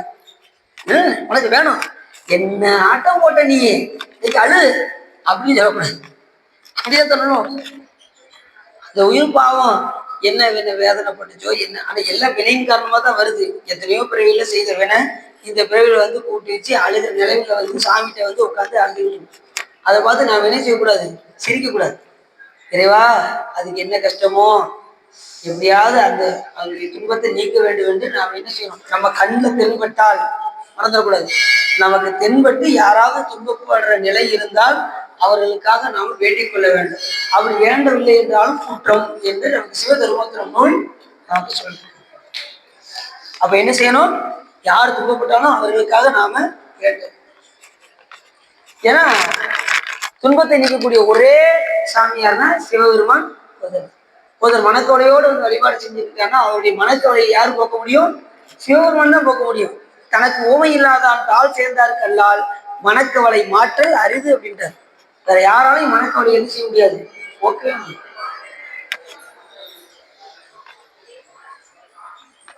அப்ப சாமி இப்படி சொல்லிட்டாங்களே அப்படின்னு ரொம்ப வருத்தப்படுறாரு நவீன் சொல்றாரு. அப்ப சாமி சொன்னாராம், அசிரீதி வாக்கா சொன்னார், வந்த கவலை மாற்றும் நவீனந்தி, நீ கவலைப்படாத, உன் கவலையை மாற்று அப்படின்னு சிவபெருமான் அசிரீதி வாக்கா சொன்னார். யாருக்கு? நவீனந்தி. வந்த கவலை மாற்று, இனி பாத விளக்கு படிமார் இந்த மருங்கில் குளத்து நீர் முகந்து கொண்டு வந்து ஏற்றும் அப்படின்னாரு சிவபெருமன். நீ கவலைப்படாதப்பா, உன்னுடைய கவலை குடிக்க நேரம் அங்க கமலாலய குளத்துக்கு போ, அங்க தண்ணீரை எடுத்துட்டு வா, அந்த தண்ணீரை எடுத்து நீ விளக்கிடு, கண்டிப்பா விளக்கு எரியும் அப்படின்னு சிவபெருமான் சொன்னதும் இவர் நேரம் போனாரு. கமலாலயத்து குளத்துக்கு போய் அந்த நீரை முகழும் போது என்ன சொன்னார் அப்படின்னா, ஐந்தெழுத்தை சொல்லி கொண்டு முகழ்ந்தார். அதுதான் இங்க சிறப்பு. என்ன சிறப்பு? ஐந்தெழுத்து என்னது? நமச்சிவாயம். எந்த ஒரு செயல் செஞ்சாலும் அஞ்செழுத்தை சொல்லாம நம்ம வழிபாடு கிடையாது. நம்முடைய ஆணவங்களும் போகணும் அப்படின்னா பதிவிதி என்னும் ஐந்தெழுத்தை குருநாதர் சொன்ன மந்திரத்தை எந்த நேரமும் சொல்லிக் கொண்டிருந்தால்தான் நம்ம எந்த ஒரு ஆபத்திலிருந்து தப்பிக்க முடியும். தீட்சை எடுக்காதவங்க நமச்சிவாய நாதன் நாமும் நமச்சிவாயவே என்று அந்த இச்சை சேர்த்து சொல்லணும். இச்சை எடுத்துட்டா மந்திரம், இச்சை சேர்த்தா நாமம். நாதன் நாமும் நமச்சிவாயவே, இச்சை சேர்த்து நமச்சிவாய நமச்சிவாய என்று நான் சொல்றேன். சொன்னா நமக்கு துன்பம் வராது, ஆனா சொல்லிக்கிட்டே இருக்கணும். இப்ப ரொம்ப கஷ்டமா இருக்குன்னு வச்சுக்கோங்களேன், நேரம் நீங்க பூஜை ரூமுக்கு போயிட வேண்டியது. ஒரு மணி ரொம்ப துன்பமா இருக்கு, வேற வழியே இல்லை, நீ தான் எப்படியாவது காப்பாற்ற வேண்டும் என்று பூஜை ரூம்ல போய் கதவெல்லாம் அடைச்சிட்டு அஞ்செழுத்தை நீங்க கண்ணை மூடி சாமியை தியானம் செய்து கொண்டு ஐந்தெழுத்தை சொல்லிக்கொண்டே இருந்தீர்கள் என்றால் உங்களுடைய கவலை மாறிவிடும். சாமி மாத்திடுவார். எப்பேற்பட்ட கவலையாக இருந்தாலும் ஐந்தெழுத்தை சொன்னா கவலை மாறிவிடும். ரெண்டாவது, ஆணவங்களும் ரொம்ப முக்தி இருக்கும்போது ஐந்தெழுத்து சொல்லும் போது அந்த ஆணவங்களுடைய வலிமை நமக்கு குன்ற ஆரம்பிக்கிறது. யான் எனது என்கின்ற செருக்கும் கொஞ்சம் கொஞ்சமாக குறைந்து. அப்ப ஊனக்கண் பாசம் உணராப்பதியை ஞானக்கண்ணின் சிந்தை நாடி உராக்கனை தேர்த்தி என பாசம் ஒருவர் தன் நிழலாம் பதி விதி என்னும் ஐந்தெழுத்து. அப்ப ஐந்தெழுத்த விதிப்படி நாம் உச்சரிக்க வேண்டும். தீட்சை எடுக்காதவர்கள் நமச்சிவாய என்று இச்சு சேர்த்து சொல்லணும். தீட்சை எடுத்தவர்கள் குருநாதர் சொன்ன மந்திரத்தை உச்சரிக்க வேண்டும். குருநாதர் என்ன மந்திரத்தை சொன்னாரோ அதுலயும் மாணிக்கவாசக பெருமான் ஒருபடி மேல போயிட்டு எனக்கு குருநாதர் இதைத்தான் சொன்னாரு அப்படின்னு சொல்லிட்டாரு. யாரும் சொல்லக்கூடாது. ஆனா மாணிக்கவாசக பெருமான் என்ன சொன்னாரு? எனக்கு சிவபெருமான் சொன்னாரு அப்படின்னு. நானேயோ தவம் செய்தேன், சிவாய நம என பெற்றேன். குருவா சாமி அவருக்கு என்ன உபதேசம் பண்ணாரா? சிவாய நம என்று உபதேசம் செஞ்சார். தேனாய் நமதுமாய் தித்திக்கும் சிவபெருமான் தானே எனது உள்ளம் புகுந்து அடியருக்கு அருள் செய்தார். மூணாறும் உயிர் வாழ்க்கை ஒருத்தன்றே வெறுத்திடவே என்று சொல்வதற்கு இணங்க சாமி அவருக்கு உபதேசம் செஞ்சாரு அப்படின்னா பெற்றது. சரி, அது பெற்றாச்சுல. பெற்றதுக்கு அப்புறம் நாம என்ன செய்யணும் அப்படின்னா, அந்த உபதேசம் வாங்கினதுக்கு அப்புறம் பெற்றது கொண்டு அதை முறைப்படி அதை வழிபாடு செய்வதற்கு உண்டான வாய்ப்புகளை தேடும். அதை விடுத்துட்டு பிழை செய்யக்கூடாது. பெற்றது கொண்டு பிழையே பெருக்கி சுருக்கும் அன்பில் வெற்றடி என்னை விடுதி கண்டார். விடிலோ கெடுவேன். பெருமானே நீ என்னை விட்ட நான் கெட்டுவேன், அதனால என்னை விடிலோ கெடுவேன். மற்றடி என் தன்னை தாங்குனர் இல்லை என் வாழ்முதலே உற்றடி என் மிக தேர்ந்தேன் எனக்கு உள்ளவனே அப்படிங்கிறாரு மாணிக்கவாசகர். எப்படி சொல்றாரு? பெற்றது கொண்டு பிழையே பெருக்கி என்னென்ன பிழை செய்யணும்? ஒரு நாளைக்கு எல்லையில்லாத பிழை செய்யறோம். கல்லா பிழை, சிவபெருமானை பற்றி படிக்கலன்னா பிழை, அவரை பத்தி நினைக்கலன்னா பிழை, கசிந்து உருகலன்னா பிழை, திரசின பூஜையில ஒரு சொட்டு கண்ணீர் வரலன்னா பிழையாம். கசிந்து உருகி நில்லா பிழையும், சிவபெருமான நினைக்காட்ட பிழை, நினையா பிழையும். நீ ஐந்தெழுத்தை சொல்லா பிழை, அஞ்செழுத்தை சொல்லலான்னா பிழை, இறைவனை துதியலன்னா பிழை. ஐந்தெழுத்தை சொல்லா பிழையும், புதியா பிழையும், தொழா பிழையும், எல்லா பிழையும் பார்த்தாரு. இன்னும் எத்தனையோ பிழைகள் இருக்கு. மொத்தத்துல எல்லா பிழையும் ஒரு தெருவாய் கட்சி ஏகம்மனை அடியார்களை தொழல்னா பிழை, திருவேடத்தை தொழல்னா பிழை, திருக்கோயிலை சுத்தி வரலன்னா பிழை, சாமியை பார்க்கலன்னா பிழை, திருக்கோயிலுக்கு வரலன்னா பிழை, எத்தனையோ பிழைகள் இருக்கு. அதனாலதான் மொத்தத்துல பார்த்தாரு பட்டினத்தாரு எல்லா பிழையும் பொறுத்தல்வாய் கட்சி ஏகமனே அப்படின்ட்டாரு. ஏன்னா லிஸ்ட் பெருசா போய்கிட்டே இருக்கும். அதனால என்ன பண்ணிட்டாரு? எல்லா பிழையும் பொறுத்தல்வாய் கட்சி ஏகமனே அப்படின்னா. ஒரு நாளைக்கு நம்ம அவ்வளவு பிழை செய்யணும். அதுலயும் பாத்தீங்கன்னா குறிப்பா இந்த பிழை மட்டும் கிடையாது, பாவங்களும் நம்ம நிறைய செய்யணும்.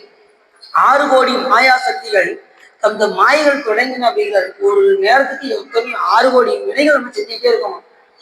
இதெல்லாம் ஒழிக்கக்கூடிய ஒரே ஒரு மந்திரம் எதுன்னா நமச்சிவாய மந்திரம் தான். எல்லாத்தையும் நீ நமச்சிவாயம் சொல்லிட்டீங்கன்னா பண்ணிய உலகினில் பயின்ற பாவத்தை நன்னி நின்று அறுப்பது நமச்சிவாயவே. எல்லா பாவத்தையும் ஒழிக்கக்கூடியது எது? நமச்சிவாயம். அப்ப விண்ணொரு அடிக்க விறகி வெவ்வளவு உண்ணிய முகிலவை ஒன்றும் இல்லையா பண்ணிய உலகினில் பயின்ற பாவத்தை நன்னி நின்று அறுப்பது. அது மாதிரி நீங்க நமச்சிவாயத்தை யாரும் சொன்னாலும் யமதூதர்களே வந்தாலும் என்ன செய்வாங்க, பயப்படுவாங்க. யார் சொல்றாங்களோ அவங்க கிட்ட வந்து அப்படியே கும்பிட்டு தான் போவாங்களே ஒழிய நம்ம பக்கத்துல யமதூதரும் அஞ்சுவர் என் சொல்லால் நயம் வந்து ஓதவல்லாதவை நன்னினால் நேவம்தான் நினைவார்க்கு இனியார் நெற்றி நயரன் நாமும் அமைச்சு. எல்லாவற்றுக்கும் மேல ஒரு ஆள் இந்த மந்திரத்தை சொல்லிக்கிட்டே இருக்காராம். யாருன்னு சொல்லுங்க, யாராவது கரெக்டா சொல்லுங்க. ஒரு ஆள் இந்த மந்திரத்தை சொல்லிக்கிட்டே இருக்காராம். அது முக்கியமான ஒரு தெய்வம். யாருன்னு சொல்லுங்க. எல்லாருக்கும் தெரிஞ்ச கடவுள் ஒரு தெய்வம்.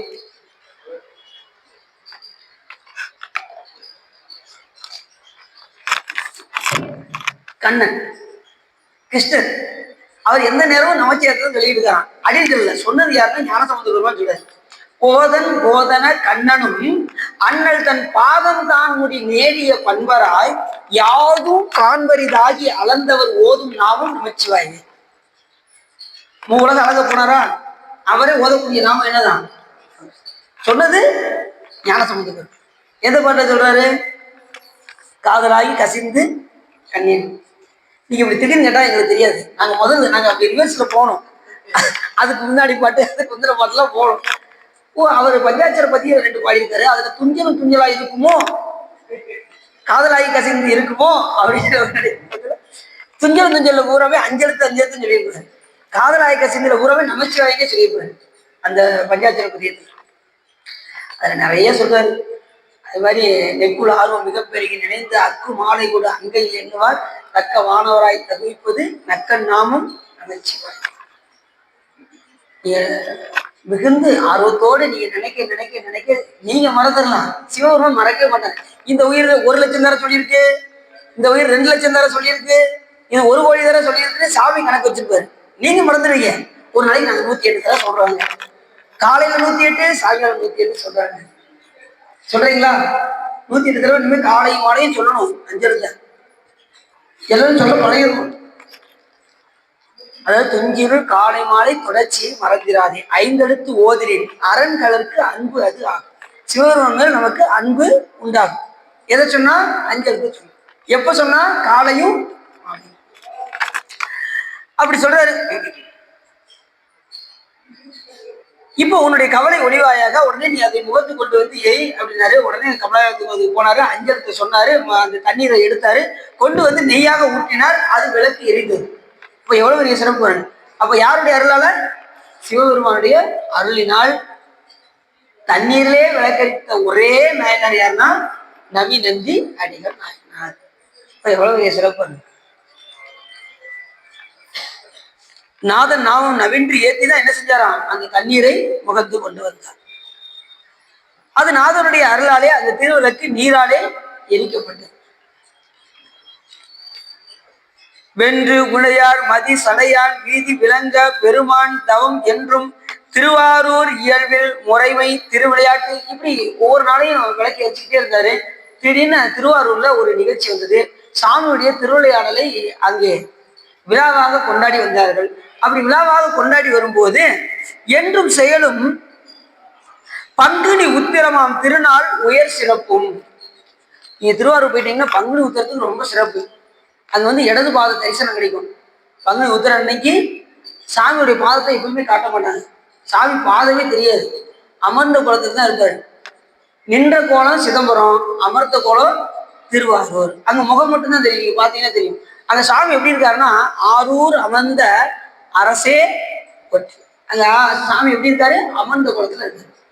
சரி, அந்த பாதத்தை எப்பதான் பார்க்க முடியும் அப்படின்னா இடது பாதத்தை பங்குனி உத்திரம் என்றும் வலது பாதத்தை மார்கழி திருவாதிரை என்றும் நமக்கு காமிப்பாரு. அடின்னு பங்குனி உத்திரம் பார்த்துட்டேன், மார்கழி திருவாதிரை தான் பார்க்கணும். அந்த வலது பாதத்தை பார்க்கணும். இடது பாதம் சாமி திருவிழால பார்த்தாச்சு.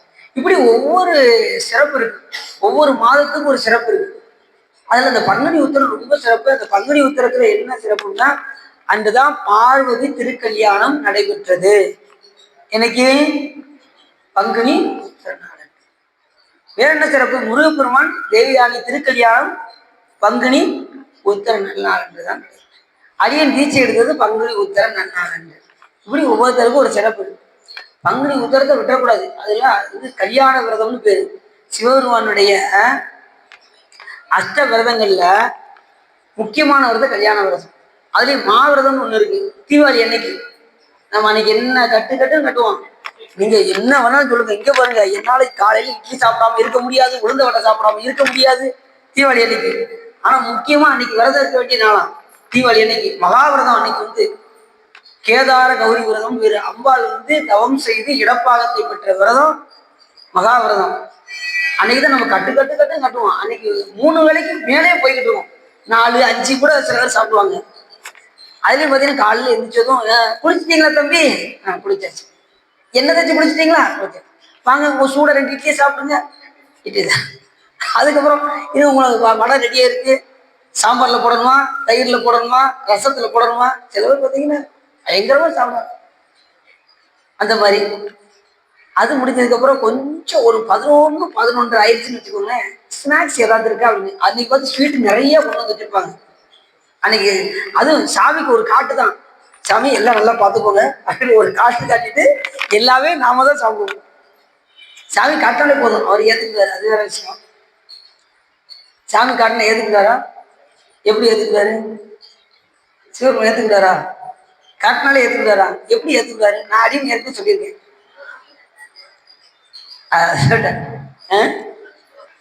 அந்த வாசனை மட்டும் சாமிக்கு, சாப்பாடு நமக்கு. ஏற்கனவே சொல்லியிருக்கேன். ஒரு எழுத்து பாக்குறீங்க, நமச்சிவாய்னு எழுதுன்னா அதை படிச்சுட்டு உடனே அப்படி உள்வாங்கிறீங்களா? ஆனா நமச்சிவாய் அங்கேயே தான் இருக்கும். அதை நீங்க உள்வாங்கினதுக்கு அப்புறம் அதே போல நீங்க சாமி நெய்வேத்தியை வச்சாலே சாமி என்ன செய்வார்? முகந்துருவார். அது எப்படி அந்த அன்னம் அப்படியே தான் அதை எடுத்து நம்ம பிரசாதமாக கொடுத்தோம். எந்த ஒரு பொருளும் சாமிக்கு போயிட்டு வந்துச்சுன்னா என்னவாயிரும்? அது பிரசாதமாக. சாதாரண சாதம் சிவபெருமானுக்கு போயிட்டு வந்ததுக்கு அப்புறம் சாதாரண சாமிக்கு போயிட்டு வந்ததுக்கு அப்புறம் தீர்த்தமாக மாறிடும். இப்படி எல்லாமே சாமிக்கு அபிஷேகம் பண்ணி வந்தது எல்லாமே பிரசாதமாக மாறிடும். அப்ப அதெல்லாம் நம்ம என்ன செய்யணும்? முதல்ல சிவபூஜை செய்யறவங்க சாமிக்குரிய நெய்வேத்தியத்தை எடுத்து முதல்ல அவங்கதான் சாப்பிடணும். இது அவங்களுக்கு சிவபூஜை பண்றவங்க அந்த சுத்தன்னத்தை முதல்ல அவர்கள் சாப்பிட வேண்டும். இந்த பரிவார தேவதைகள் மற்றதுக்கெல்லாம் வச்சிருப்பாங்க பார்த்தீங்களா, அதை மற்றவர்களுக்கு கொடுக்கலாம். ஆனா சாமிக்கு நைவேத்தியம் பண்ணியதை சிவபூஜை செய்கின்ற அடியார் முதல்ல உட்கொள்ள வேண்டும். மறந்துடக்கூடாது. பரிவார தேவதை வச்சதை தான் மற்றவர்களுக்கு கொடுக்கலாம். அதுவே ஆளுநர் நீங்களே சாப்பிட்டுக்கலாம், அது வேற விஷயம். ஆனா சுவாமிக்கு செய்த நைவேத்தியத்தை சிவபூஜை செய்கின்ற அடியார் அதை உட்கொள்ள வேண்டும். அது சாப்பிட உங்களுக்கு ஞானம் பெருகி கொண்டே வரும். சரி, அப்படி பங்குனி உத்தர நன்னாள் ரொம்ப சிறப்பான நாள். அன்று சாமிக்கு எல்லா விதமான திருவிழாக்கள்லாம் அங்கே நடக்கும். பங்குனி உத்தரத்துல நிறைய சிறப்பாக நடக்கும். அதுல திருவாரூர்ல பங்குனி உத்தர நன்னாள் பெரும் சிறப்பு. அப்படி சாமியுடைய 365 திருவிளையாடல் இருக்கு. எத்தனை திருவிளையாடல்? திருவாரூர் மட்டும் 365 திருவிளையாடல். மதுரையில் எத்தனை திருவிளையாடல்? 64. நம்ம கோயில் எத்தனை? 24. அங்க 364. எங்க? திருவாரூர். தினசரி ஒரு திருவிளையாடலை சொல்லிக்கிட்டே இருக்கலாம். அவ்வளவு சிறப்பு திருவாரூர் பெருமாள். ஏன்னா நித்தனும் ஒரு திருவிளையாடல் நிகழ்த்திக்கிட்டே இருக்காராம் திருவாரூர் தியாகராஜ பெருமாள். இப்போ எப்பேற்பட்ட சிறப்பு பாருங்க.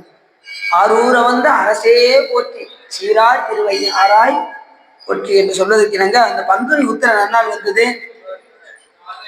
அதனுடைய உயர் சிறப்பும் நின்று விண்ணப்பம் செய்து அடி செய்து அருளும் நிலையை பெற்றார். உடனே அந்த இதை காண வேண்டும் என்று விரும்பினார். யாரு? ரவிநந்தி அடிகள்.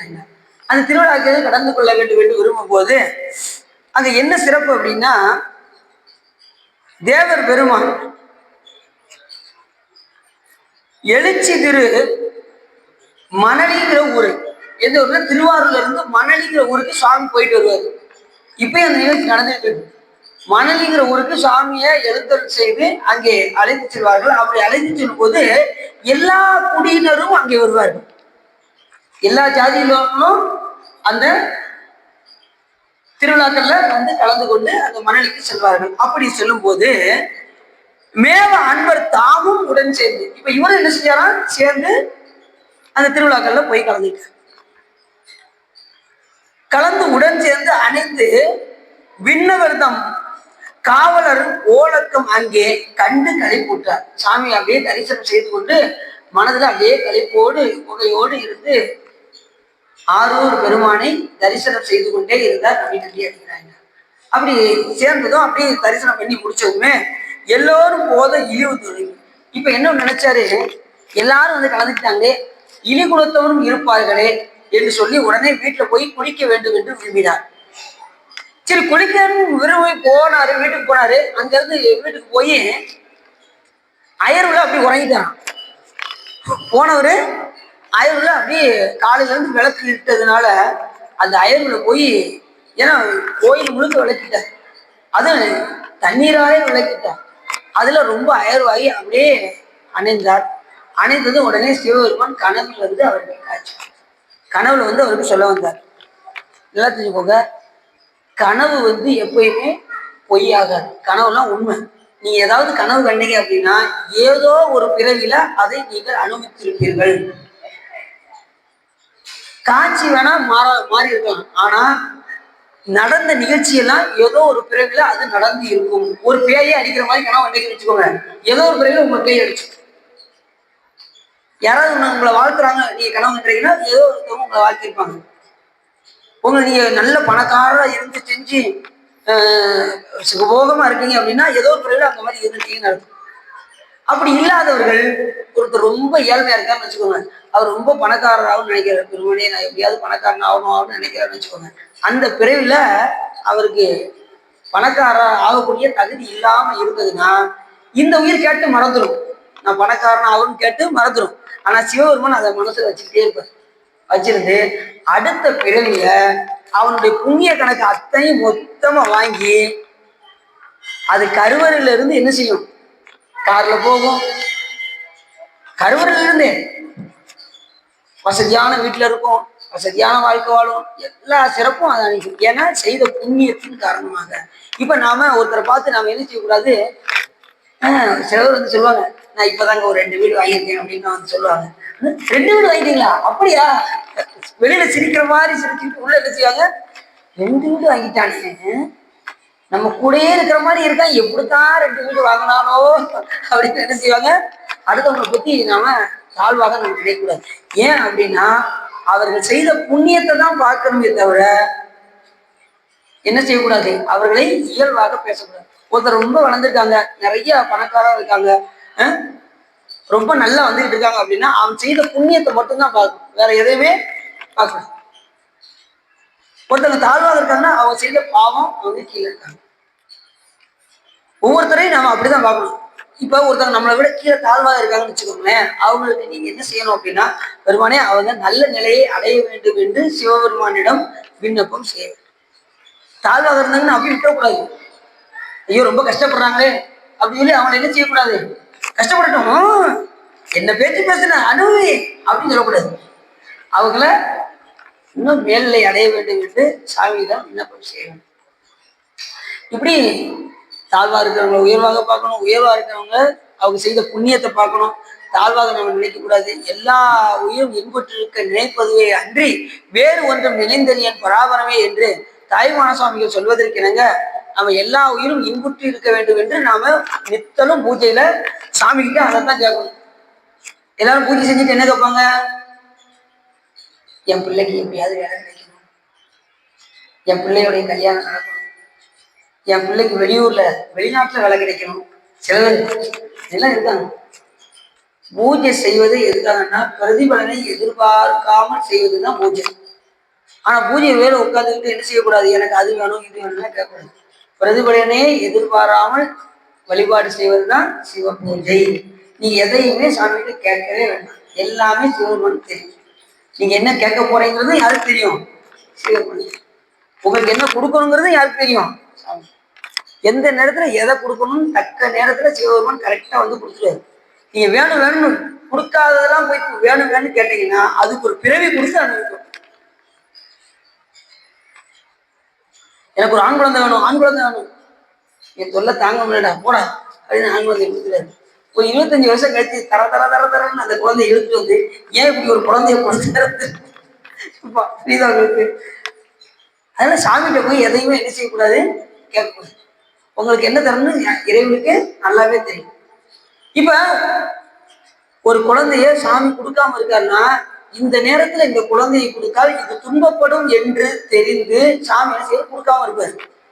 இவங்க போய் வேணும் வேணும் கேட்கறதுனாலதான் வேற வழி இல்லாம சரி போ கஷ்டப்படுப்போம் அப்படின்னு கொடுத்தது. சாமிகிட்ட போய் எதையும் என்ன செய்யக்கூடாது. நீங்க கேட்க வேண்டியது ஒன்னே ஒண்ணுதான், அவன் மேல் அன்பு ஒன்றை தவிர இந்த உலகத்துல நீங்க எதையுமே கேட்க வேண்டாம். சிவபெருமான் மேல அன்பு வந்துருச்சுன்னா மற்றதெல்லாம் தானா நடக்கும். உங்க வீட்டுல நல்ல காரியங்கள்லாம் அதுவா நடக்கும். எல்லாரும் உங்களை வந்து மதிப்பாங்க. உங்களுக்கு செல்வாய செல்வம் தருவான் தண்ணின்னு சொல்ற மாதிரி எல்லா செல்வங்களும் உங்களுக்கு வந்து சேரும். ஆனா நீங்க செய்ய வேண்டியது என்னன்னா இறைவன் மேல் அன்பு செலுத்தி கொண்டே இருக்கு. நாம வாழ்ற வாழ்க்கையில அவருடைய கருணை இல்லாம எதுவுமே கிடையாது என்கின்ற உணர்வோடு நாம வாழணும். அவ்வளவுதான். அதை மட்டும் நம்ம தெரிஞ்சுக்கிட்டோம்னா இறைவன் மேல அன்பு துளி துளியாக வந்துருச்சுன்னா எல்லா செயலையும் யார் பார்த்துக்கிடுவாங்க? இறைவனே பார்த்து. எல்லாம் நானே செய்யறேன், இந்த வீட்டுல நானே வீட்டுல உழைச்சு ஓடா போயிட்டேன் அப்படிங்கிற நாமளா சொல்லிடுறோம். பேசுங்க, நம்மளால ஆகக்கூடிய காரியம் ஒண்ணுமே கிடையாது. இந்த கிளாஸ் தூக்க கூட முடியாது நம்மளால. இறைவன் உள்ள இருந்துட்டான்னா நம்ம இப்படி தூக்க முடியுமா? அவன் உள்ள இருந்து இயக்கம். ஆனா நாம என்ன நினைக்கிறோம், நான் தான் செய்யறேன், நான் தான் இந்த டம்ளர்ல டீ போட்டேன், நான் தான் குடிக்கிறேன் இப்படிங்கிற எண்ணம் இருக்கிறதுனாலதான் மறுபடியும் மறுபடியும் மறுபடியும் நம்ம இந்த பிறவில வந்து வந்து வந்து பிறந்துகிட்டே இருக்கும். பிறப்பதற்கே தொழிலாகி இறக்கின்றாரே அப்படிங்கிற நிலையில நாம இறந்து இறந்து இறந்து பிறப்போம்.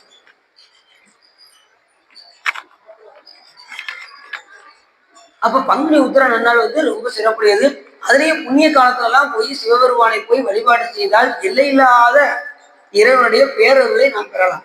நித்தியம் நைவேத்தியம் காமிகம் புண்ணிய காலம் என்கின்ற 4 காலங்கள்ல நித்தியம் என்பது தினசரி, அதாவது அன்றாடம் ஏற்படக்கூடிய குறைபாடுகளை நீக்கக்கூடிய வழிபாடு. அது ஒவ்வொரு கோயில்ல மாறுபடும். ஒவ்வொரு கோயில பள்ளி எழுச்சி 6 மணிக்கு நடக்கும், ஒரு கோயில 5 மணிக்கு நடக்கும், ஒரு கோயில கேரளாலாம் போயிட்டீங்கன்னா 4 மணிக்கே பள்ளி எழுச்சி ஆயிரும். இது மாறுபடுவதற்கான வாய்ப்புகள் இருக்கு. நைவேத்தியம் என்பது ஆண்டுக்குரிய குறைபாடுகளை நீக்கக்கூடிய வழிபாடு. நம்ம கோயில்ல திருவிழா எப்ப நடக்கும்? வைகாசி விசாகத்துக்கு நடக்கும். அப்படி நேரம் அங்க மாயர்நாத சாமிகள் போனா ஆணி திருவிழா நடக்கும்.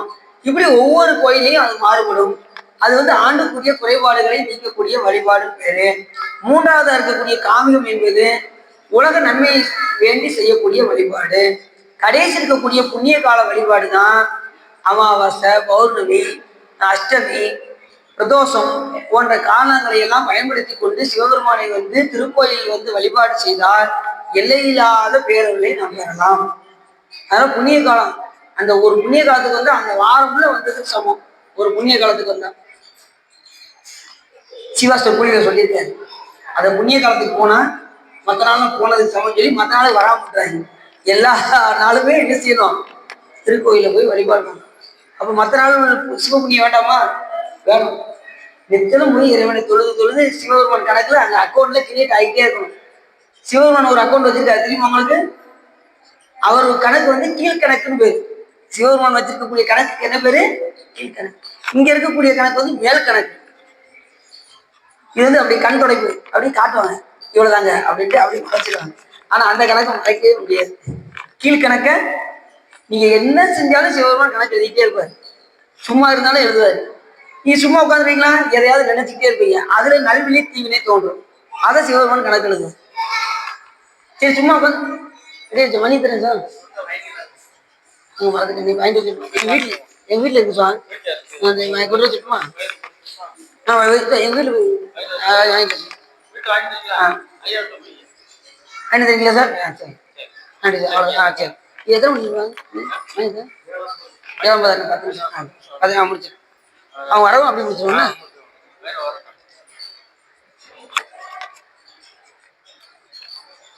அப்ப இந்த புண்ணிய காலத்துல போய் சிவபெருமானை வழிபாடு செய்தா எல்லையில்லாத புண்ணியத்தை நாம் அடையலாம். சிவபெருமான் வைத்திருக்கக்கூடிய கணக்கு கீழ்கணக்கு பேரு. அப்ப அந்த கணக்குல வந்து நம்ம நித்தனம் போய் ஒரு அக்கௌண்ட்டை வச்சுட்டு நித்தனம் போய் என்ன செய்யணும்? அந்த அக்கௌண்ட்டை போட்டுக்கிட்டே இருக்கும். தினசரி திருக்கோயிலுக்கு போனா அக்கௌண்ட் கிரியேட் ஆகிட்டே இருக்கும். சிவபெருமான் எழுதும் கீழ்கணக்கு இன்னும் பரிசனே. கந்தசாமி என்பவர் திங்கட்கிழமை காலையில வந்து அட்டண்டன்ஸா போட்டார் அப்படின்னு சிவபெருமான் கணக்கு எழுதிடுறார். வந்தார், அதுக்கு ஒரு கணக்கு. திருமுறை பாடினார், அதுக்கு ஒரு கணக்கு. திருக்கோயிலை சுத்தினா அதுக்கு ஒரு கணக்கு. இப்படி ஒவ்வொரு கணக்கா சிவபெருமான் எழுதிக்கிட்டே இருப்பார். சிவபெருமான பேனாவை கீழே வைக்கவே விடக்கூடாது. நீ சிவபுண்ணியம் பண்ணிக்கிட்டே இருக்கணும். புரியுது உங்களுக்கு? இப்ப ஒருத்தர் ஏமா பேங்க் போனார், எல்லாரும் போய் பார்க்காரு. ஒரு ஆளா அக்கௌண்ட் புக்கை கொடுக்காங்க, அவர் பார்க்குறாங்க. உடனே ரூபாய் எடுத்து வெளியில கொடுத்தா உடனே ஒரு ஆளா வாங்கிட்டு போறாங்க. இவர் பார்த்தாரு, எல்லாரும் ஒரு சிலிப் மாதிரி எழுதி கொடுக்காங்க. உடனே அவங்க ரூபா தராங்க, வாங்கிட்டு போறாங்க. நம்ம ஒண்ணு எழுதி கொடுப்போம் அப்படின்னு வந்து நம்ம போய் எழுதிட்டு போய் கொடுத்தா மேலே கீழே பார்த்தாரு, எப்பா உனக்கு அக்கௌண்ட் இல்லை போயிட்டு வாப்பா அப்படின்னு நினைச்சிட்டாங்க. அவங்களுக்கு அக்கௌண்ட் இருந்தது, அதுல அக்கௌண்ட்ல பணம் இருந்தது, அதெல்லாம் அவங்க கொடுத்ததும் அதை வாங்கிட்டு போயிட்டாங்க. இங்க அக்கௌண்டே வைக்கலையே, பிறகு எங்க இப்படி நம்ம பணம் எடுக்க முடியும் சொல்லுங்க பார்ப்போம்.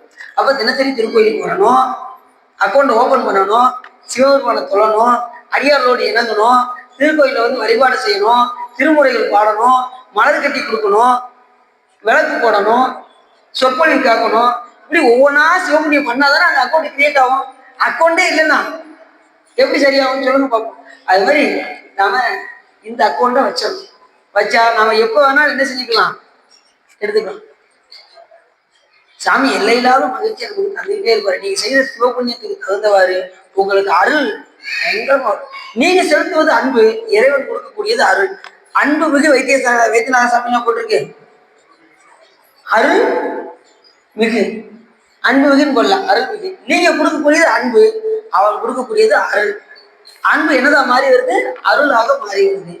அருள் என்பது என்னன்னா எல்லா உயிரிடத்திலும் இரக்கம். அருள் என்பது என்னது, எல்லா உயிரும் கடை தேர வேண்டும் என்கின்ற விருப்பம் யாருக்கு இருக்கு, சிவபெருமான் இருக்கு.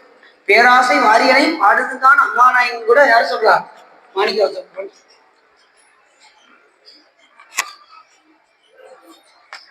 அதனால சாமி மிகப்பெரிய கருணையாளர். இந்த உயிர்கள் எப்படியாவது தன் பேரின்பத்தை இந்த உயிர்களுக்கு கொடுக்க வேண்டும் என்கின்ற பேராவல் சிவபெருமான். அப்ப அவர் அவ்வளவு ஆர்வமா இருக்காரு. இந்த ஆவி வற்புறுத்துறாரு நம்மள, இப்ப வாப்பா வழிபாடு செய்ப்பா, சீக்கிரம் வாப்பா, நமக்கு உனக்கு ரொம்ப காலம் இல்லை, காலம் உண்டாகவே காதல் செய்து உய்வின் கருதறிய ஞாலம் உண்டானோடு மாணவரும் நானும் மகன் நிறைய ஆழம் உண்டால் எங்கள் பாண்டிப்பிரான் தன் அடியவருக்கு மூலபண்டாரம் வளர்த்துகின்றான் வந்து முத்திமையை நொந்தி போப்பா அப்படின்னு எத்தனை அருளாளர்கள் வச்சு சொன்னாலும் நாம என்ன செய்ய மாட்டேங்கிறோம். சாமி நான் அடுத்த பிறவில பார்ப்போம், இந்த பிறவில சுற்றுப்புற சூழ்நிலைகள்லாம் கொஞ்சம் ஒரு மாதிரி இருக்கு, கோயிலுக்கு வர்றதுக்கே டயம் கிடைக்க மாட்டேங்குது, எனக்கு இருக்கிற பிசினஸுக்கு நான் வர்றதே ரொம்ப கஷ்டம்தான் அப்படின்னு நினைச்சிட்டோம்னா சிவபெருமன் கிடைக்கவே மாட்டார். ஏதாவது ஒரு காலத்தை எடுத்துக்கொண்டு திருக்கோயில வந்து வழிபாடு செய்ய வேண்டும் என்று நமது அருளாளர்கள் சொன்னாங்க. ஒரு காலம் திருக்கோயில் சூழாராகி, ஒரு நாளைக்கு ஒரு காலமாவது என்ன செய்யணும், திருக்கோயில வந்து வழிபாடு செய்யணும். ஒரு காலம் திருக்கோயில் சூழாராகி உண்பதன் முன் மலர் பறித்திட்டு உண்ணாராகில் அருநோய்கள் கெட திருவெண்ணீர் அணியாராகில் அழியற்றால் பிறந்தவாறு ஏதோ எண்ணில் பெருநோய்கள் நிகழழிய பெயர்த்தும் செத்தும் பிறப்பதற்கே தொழிலாகி இறக்கின்றது எப்படி சொல்றாரு. அதனால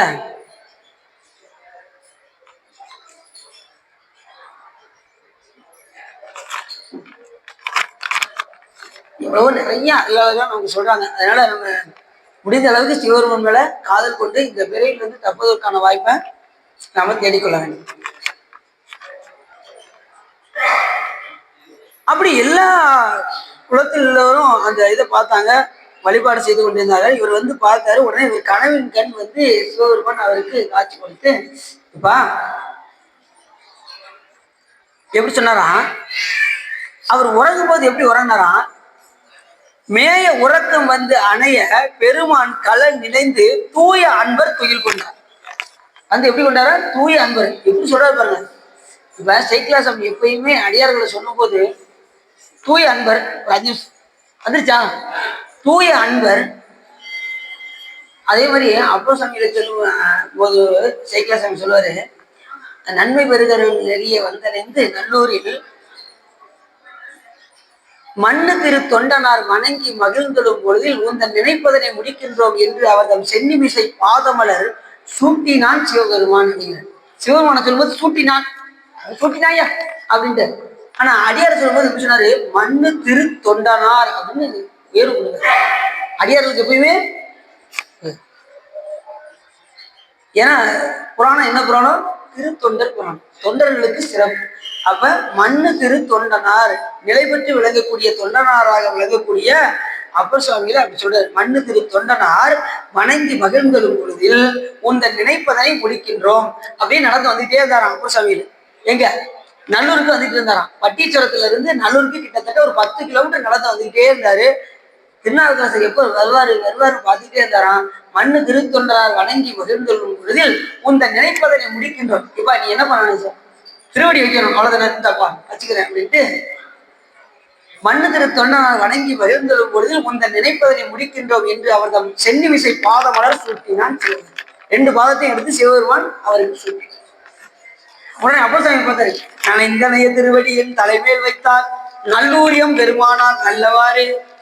நல்லா வச்சார் இன்னைக்கு சிவபெருமான வீரர், நல்லவாறே வைத்தார் திருவடியை அப்படின்னு சொன்னார். அப்ப எவ்வளவு சிறப்பு பாருங்க. அப்ப திருவடிக்கு எத்தனை பேர் அந்த திருவடிக்கு தவம் இருக்காங்க, எத்தனை பேர் இங்க இருந்து தப்பிக்க வேண்டும் என்று நினைக்கின்றார்கள். இது ஆன்ம விடுதலை நாம் பெற வேண்டும். முக்திக்கு உழண்டு முனிவர்களாம் நினைவாட அத்திக்கு அருளிய அடியேனை ஆண்டு கொண்டு பக்தி கடலுக்குள் பதித்த பரஞ்சோதி அப்படிங்கிறாரு மாணிக்காசன். எத்தனையோ பேர் முக்தின்னு ஓடுறாங்க, சிவபெருமான் அவர்களுக்கெல்லாம் காட்சி கொடுக்கிறார். 8000 ஆண்டு யோகம் இருப்பினும் கண்ணால் அமுதினை கண்டு அறிவாரில்லை, உன்னாடியுள்ளே ஒளியுற நோக்கினால் அவன் கண்ணாடி போல கலந்திருந்தான். எத்தனையோ பேர் கவனிச்சுறாங்க, 8000 ஆண்டு யோகம் இருக்காங்க, ஆனா அன்பு இல்லாம செஞ்சு அதுக்கு பயன் இல்லாம போயிடும். அன்பு இல்லாம போய் உட்காந்துட்டு சிவபெருமான நினைச்சா எப்படி அவர் காட்சி கொடுப்பார் சொல்லுவோம். அது மேல அன்பு செலுத்தினா அப்படி கண்ணாடி போல வந்து நமக்கு முன்னாடி வந்து என்ன செய்வாரா, சிவபெருமான் காட்சி கொடுப்பார். நீங்க செலுத்த வேண்டியது அன்பு ஒன்று மட்டும்தான். அதுக்காக நீங்க போய் காட்டுல போய் 8000 ஆண்டு தவம் செய்ய வேண்டியதெல்லாம் அவசியம் இல்லை. நீங்க வீட்டுல இருந்தே சிவபெருமானை நினைந்து கொண்டு இல்லறத்தோடு இருந்து மனைவி மக்களோடு இருந்து சிவபெருமானை அவருடைய திருவடியை மறவாமல் இருந்தால் அந்த காட்சியை நீங்க இல்லத்திலே என்ன செய்யலாம். 8000 ஆண்டு யோகம் இருப்பினும் கண்ணால் அமுதினை கண்டு அறிவாரில்லை, முன்னாடியுள்ளே ஒளியுற நோக்கினால் அவன் கண்ணாடி போல கலந்திருந்தான். முக்தி கூழண்டு முனிவர்களால் நினைவாட அத்திக்கு அருளி அடியேனை ஆண்டு கொண்டு பக்தி கடலுக்குள் பதித்த பரஞ்சோதி தித்திக்குமா பாடி தெல்லையனம் கொடுத்தாங்கிறாரு மாணிக்கா. ஆனா அன்பு செலுத்தினா சாமி முக்தியெல்லாம் எளிமையா கொடுத்துருவாரு. நம்ம ரொம்ப கஷ்டப்பட வேண்டிய தேவையில்லை. நீங்க செலுத்த வேண்டியது அன்பு ஒன்று மட்டுமே. அதானே ஆச்சேன். அப்படி என்ன செஞ்சாரு, கனவின் கண் வந்து ஆறு பிறந்தார்கள் எல்லாம் நம் கணங்கள் என்று அவருக்கு கனவுல சொன்னார்.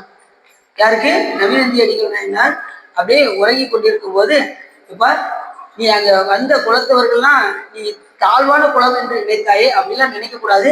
திருவாரூர் வந்தாச்சுன்னா எல்லாருமே சிவகணங்கள் என்பதை நீ மறந்து விட வேண்டாம், எல்லோரும் சிவகணங்கள் என்று நவீனந்தி அடிகள் நாயனாருக்கு சிவபெருமான் கனவில் தோன்றி சொன்னார். இப்ப திருவாரூர் பிறந்தவங்க யாரு? சிவகணங்கள். அதனால திருவாரூர் பிறந்தார்கள் எல்லாருக்கும் அடியன்னு யார் சொன்னா? சுந்தரம் சுவாமிகள் பயணம். ஆரூரில் பிறந்தார் எல்லாம் சிவகணங்கள் என்று ஆன பரிசு காண்பாய். உடனே மறுபடியும் என்ன செஞ்சாரு, திருவாரூர் சென்றார். தெய்வ பெருமான் திருவாரூர் பிறந்து உடனே கனவு தெளிஞ்சது. உடனே எந்திரிச்சாரு, திருவாரூருக்கு நேரம் ஓடினாரு. இப்ப இருக்கிற ஊர் என்ன ஊரு? ஏவப்பேரூர். ஏவப்பேரூர்ல இருந்து நேர காலில் எந்திரிச்சு துயிலின் இருந்தது. உடனே மனைவிட்டு போய் சொன்னாரு. சொல்லிட்டு 2 பேரும் நேர திருவாரூர் போனாங்க. உனக்கு நாம் நாளைக்கு அந்த காட்சி காட்டுகின்றோம் அப்படின்னு சொல்லி சிவபெருமான் சொல்ல நேர திருவாரூர் போனாராம். அங்க இருக்கிறவங்க எல்லாம் எல்லாரையும் சிவகணங்களா காமிச்சாராம் சிவபெருமான். யாருக்கு? அவன் பார்வதி உதயே அழகர மகாதேவா அத்தனை பேர் சிவகணங்களா காட்சி கொடுத்தாங்க. எல்லாரும் ஒளி உடம்பா இருந்தாங்க. திருவாரூர்ல எல்லாம் எப்படி இருந்தாங்கன்னா ஒளி உடம்பாக இருக்கு, பெருகு ஒளியா. தெய்வ பெருமான் திருவாரூர் பிறந்து வாழ்வார் எல்லாரும் வைத்து அணைய மணி கண்டர் வடிவே ஆகி பெருகு ஒளியார் மொய் வைத்து அமர்ந்த மேனியராய். இப்ப சிவபெருமான் எப்படி இருந்தாரா? அமர்ந்த மேனியராய் அவர் காட்சி கொடுத்தார். அதனாலதான் ஆரூர் அமர்ந்த அரசை போற்றி. அவருடைய மேனி எப்படி இருந்ததா? அமர்ந்த மேனியாக இருந்தது. எல்லாரும் எப்படி இருந்தாங்கன்னா பெருகு ஒளியால் ஒளி உடம்பாக இருந்து திருவாரூர் பிறந்தாங்கன்னா சிவகணங்களாக அவர் அவருக்கு காட்சி கொடுத்தாரு சிவபெருமான். ஏன்னா அவர் செய்த தொண்டு அப்படி. சைவத்தை வளர்த்தாரு, திருத்தொண்டு புரிந்தார், சைவ அன்பர்களுக்கு வேண்டுவன செய்தார். அதுக்கப்புறம் என்ன செஞ்சாரு? முக்கியமா என்ன பண்ணாரு? சைவத்தை நிலைநாட்டினார், தண்ணீரை விளக்கிட்டார். இப்படி பல திருத்தொண்டு செஞ்சிருக்காரு நவீனந்தி அடிகளார். நமக்கு தெரிஞ்சதுல தண்ணீரை விளக்கிட்டது மட்டும்தான் தெரியும். நிறைய சிறப்புகள் செஞ்சிருக்காரு. அதுக்கப்புறம் என்ன பண்ணாரு, அங்க இருக்கிற காட்சியை கண்டு உடனே பரிசு கண்டு அவனி விசை விழுந்து பணிந்தார். உடனே அந்த காட்சியை பார்த்தோமே விழுந்து பணிந்து எழுந்தார் அபிநந்தி. குடியும் திருவாரூர். உடனே தன் குடியோடு சேர்ந்து எங்க போயிட்டாரு, ஏமபேரூர்ல இருந்து சட்டி புட்டியெல்லாம் எல்லாம் எடுத்துட்டு நேர திருவாரூர்ல போய் போயிட்டாரு. அங்க போய் இனிமேல் வாழ வேண்டும் என்று விரும்பி திருவாரூரிலே போய் தங்கினார் அபிநந்தி. கோலையத்து பெற்று பெருகும் திருத்தொண்டு, அங்கிருந்தே பல திருத்தொண்டுகள் எல்லாம் செய்து கொண்டே இருந்தார். திருத்தொண்டு செய்து முடித்து சமணர்களை விரட்டி சைவத்தை நிலைநாட்டி அடியார்களுக்கு வேண்டுவன கொடுத்து திருநாவுக்கரசர் பெருமானாலே தொண்டர்களுக்கு ஆணி என்ற சிறப்பை பெற்றார் இந்த நாயனார். தொண்டர்களுக்கெல்லாம் ஆணி, தொண்டர்க்கு ஆணி என்று பெரும் பேறு பெற்று திருநாவுக்கரசர் பெருமானாலே பேறு பெற்றார் இந்த நபிநந்தி அடிகள் நாயனார். எவ்வளவு பெரிய சிறப்பு பண்ண! திருநாவுக்கரசர் பெருமானே தொண்டருக்கு ஆணின்னு ஒரு பட்டத்தை கொடுத்துருக்காருன்னா இந்த நாயனாருடைய சிறப்பை எப்படி! அதனாலதான் சுந்தரசாமி பெறும்போது அருநம்பி அப்படின்னாரு, அருமை மிகுந்த நபிநந்தி அடியார்க்கும் அடியேன். எவ்வளவு சிறப்பு சொல்றாரு. அப்ப இந்த நாயனார் நம்ம எப்படி போட்டோம்? ஒவ்வொரு நாயன்மாரும் ஒவ்வொரு சிறப்பு. எனக்கு இந்த நாயனார் தான், எனக்கு அந்த நாயனார் தான் இல்லை, எல்லா நாயனாருமே சிறப்பு தான். யாரையும் பாகுபாடு நம்ம பார்க்க கூடாது. இவர் தேவர் அவர் தேவர் என்று இரண்டு ஆட்டாது ஈசன் பிறவையே பேணி கவராதே தொழும் அடியார் நெஞ்சினுள் கண்டாப்பூர் நடுதலியை. 63 நாயன்மாரும் ஒவ்வொருத்தரும் ஒரு செயலை செஞ்சிருக்காங்க. அவங்க செயற்கரிய செய்த பெரியவர், நாமெல்லாம் செயற்கரிய செய்யலாகாத சிறியவர். அவங்க செயற்கரிய செய்யலாகாத பெரியவர். நம்ம செயற்கரிய செய்த பெரியர், நம்ம செயற்கரிய செய்யலாகாத சிறியர். அவங்களால நம்மளால செய்ய முடியாது. மனதால கூட என்ன செய்ய முடியாது, இறைவனை அரை நிமிஷம் கூட நம்மளால நினைக்க முடியாது. ஒரு நாயனர் கோயிலே கட்டினார், பூசரா நின்னர், அந்த அளவுக்கு கூட நம்மளால செய்ய முடியல. அவங்க மிகப்பெரிய தொண்டு செஞ்சிருக்காங்க அப்படின்னு சொல்லி பல நாள் அந்த திருவாரூர்ல இருந்து வைகாசி பூச நட்சத்திரத்தன்று பெருமானுடைய திருவடியை இந்த நாயனார் அடைந்தார் என்று சேக்கிழார் மிக அற்புதமாக சொல்கின்றார் என்று சொல்லி இதுதான் உள்ளம் நிறைந்து வகை சிறந்து இந்த நமிநந்தி அடிகள் நாயனாருடைய பெரும் விரிவுரை நீங்கள் கேட்டதனால் உங்களுடைய வல்வினை கரைந்து திருவருள் உரையும் என்று சொல்லி திருப்புகழ் பாடி அடியின் உரையை நிறைவு செய்து உனை தினம் தொழுதிலன் உனதியல் வினை உரைத்திலன் பல மலர் கொடு உனதடியினை உறப்பணிந்திலன் ஒரு தவமிலன் உனதர் மாறா குலத்து நண்பின உறவிடம் அருகிலன் இருப்பொடுஞ்சிகரமும் வளம் அருகிலன் உவப்பொடும்புகள் துதி செய்ய விலகிலன் மலை போலே கனைத்தடும் மகனது விடமிதை வரு கருத்த மிஞ்சின மரடித நுழையின கது தடந்தறி கையிலொடு கதை கொடு ஒரு போது களக்கரும் செயலொலி வரி ஒரு கருத்து நைந்து அளமொரு தலைவுகள் கணத்திலன் பயம் மரமையும் முருகில் வருவாயே வினைத்தலந்தனில் அழகிகள் குதி கொள்ள விழுக்குடைந்து மெய்குதி ததையுண விரித்த குந்தியர் எனும் அவுணையாவர் உரிவேளா மிகுத்த வன்மையில் உயிர்மொழி அழகிய கொடிச்சு குங்கும மலைமுகளுடன் அறை விரைத்த சந்தன மிகபத புறவரை உடையோனே தினத்தினங்கதி மறை முடிமுறை கொடு புனச்சொரிந்தில பொதிய வினவரோடு சினத்தை நிந்தனை செய்யும் முனிவர் தொழ மகிழ்வோனே தனத்த நந்தனையன வழியலி நரைத விட்ட அன்பொடு வருவிய கொள்விகள் திருப்பரங்கிரி தனி உரை சரவண பெருமானே. கைலாயவரம் போய் விஞ்ஞான போத நெறி காட்டும் பெண்ணை பயில்வாய் மிகண்டான் தந்ததிக்கு ஒரு விஞ்ஞான பானுவாகி குயிலாரும் பொழில் திருவாவூர்தறிவாள் குரு நமச்சிவாய தேவன் சைலாதி மரபுடையவன் திருப்பரப்பு நீடூடி தலைக மாதோ பவப்பெரும் கடலை கடந்ததற்கு பரமன் வகுத்த அருளையே ஓப்புடன் உயிர்கள் கடைபிடித்து உயவதும் துரசை ஆதினத்தில் தவப்பிரகாசம் தரணியில் எங்கும் தன்னருள் செங்கோல் உச்சியும் சிவப்பிரகாச தேசியன் வளர்த்தால் சென்னியில் கொண்டு போற்றுதுமே வான்முகில் வளாதுவிக வலிவளம் சுரக்க மன்னன் கோன்முறை அரசு செய்க குறைவில்லாத உயிர்கள் வாழ்க நான்முறை அரங்கள் ஓங்க நற்றவும் வெள்ளி மல்க மேன்முகள் சைவ நீதி விளங்குக உலகமெல்லாம் வையம் நீடுக மாமலை மண்டுக மெய் விரும்பிய அன்பர் விளங்குக சைவ நன்னதிதான் தலை தோங்குக தெய்வகன் திருநீர் சிறக்கவே திருச்சிட்டோம் நம்ம பார்வதீபதையே அழகமகாதேவி என்னாருடைய இதுவனே போற்றி என்ன தவறுக்கும் இறைவா வெற்றிவேல் முருகனுக்கு திருச்சிட்டம்பலம் தில்லையம்பலம் பொன்னம்பலம் அருணாச்சலம் ஏகாம்பரம்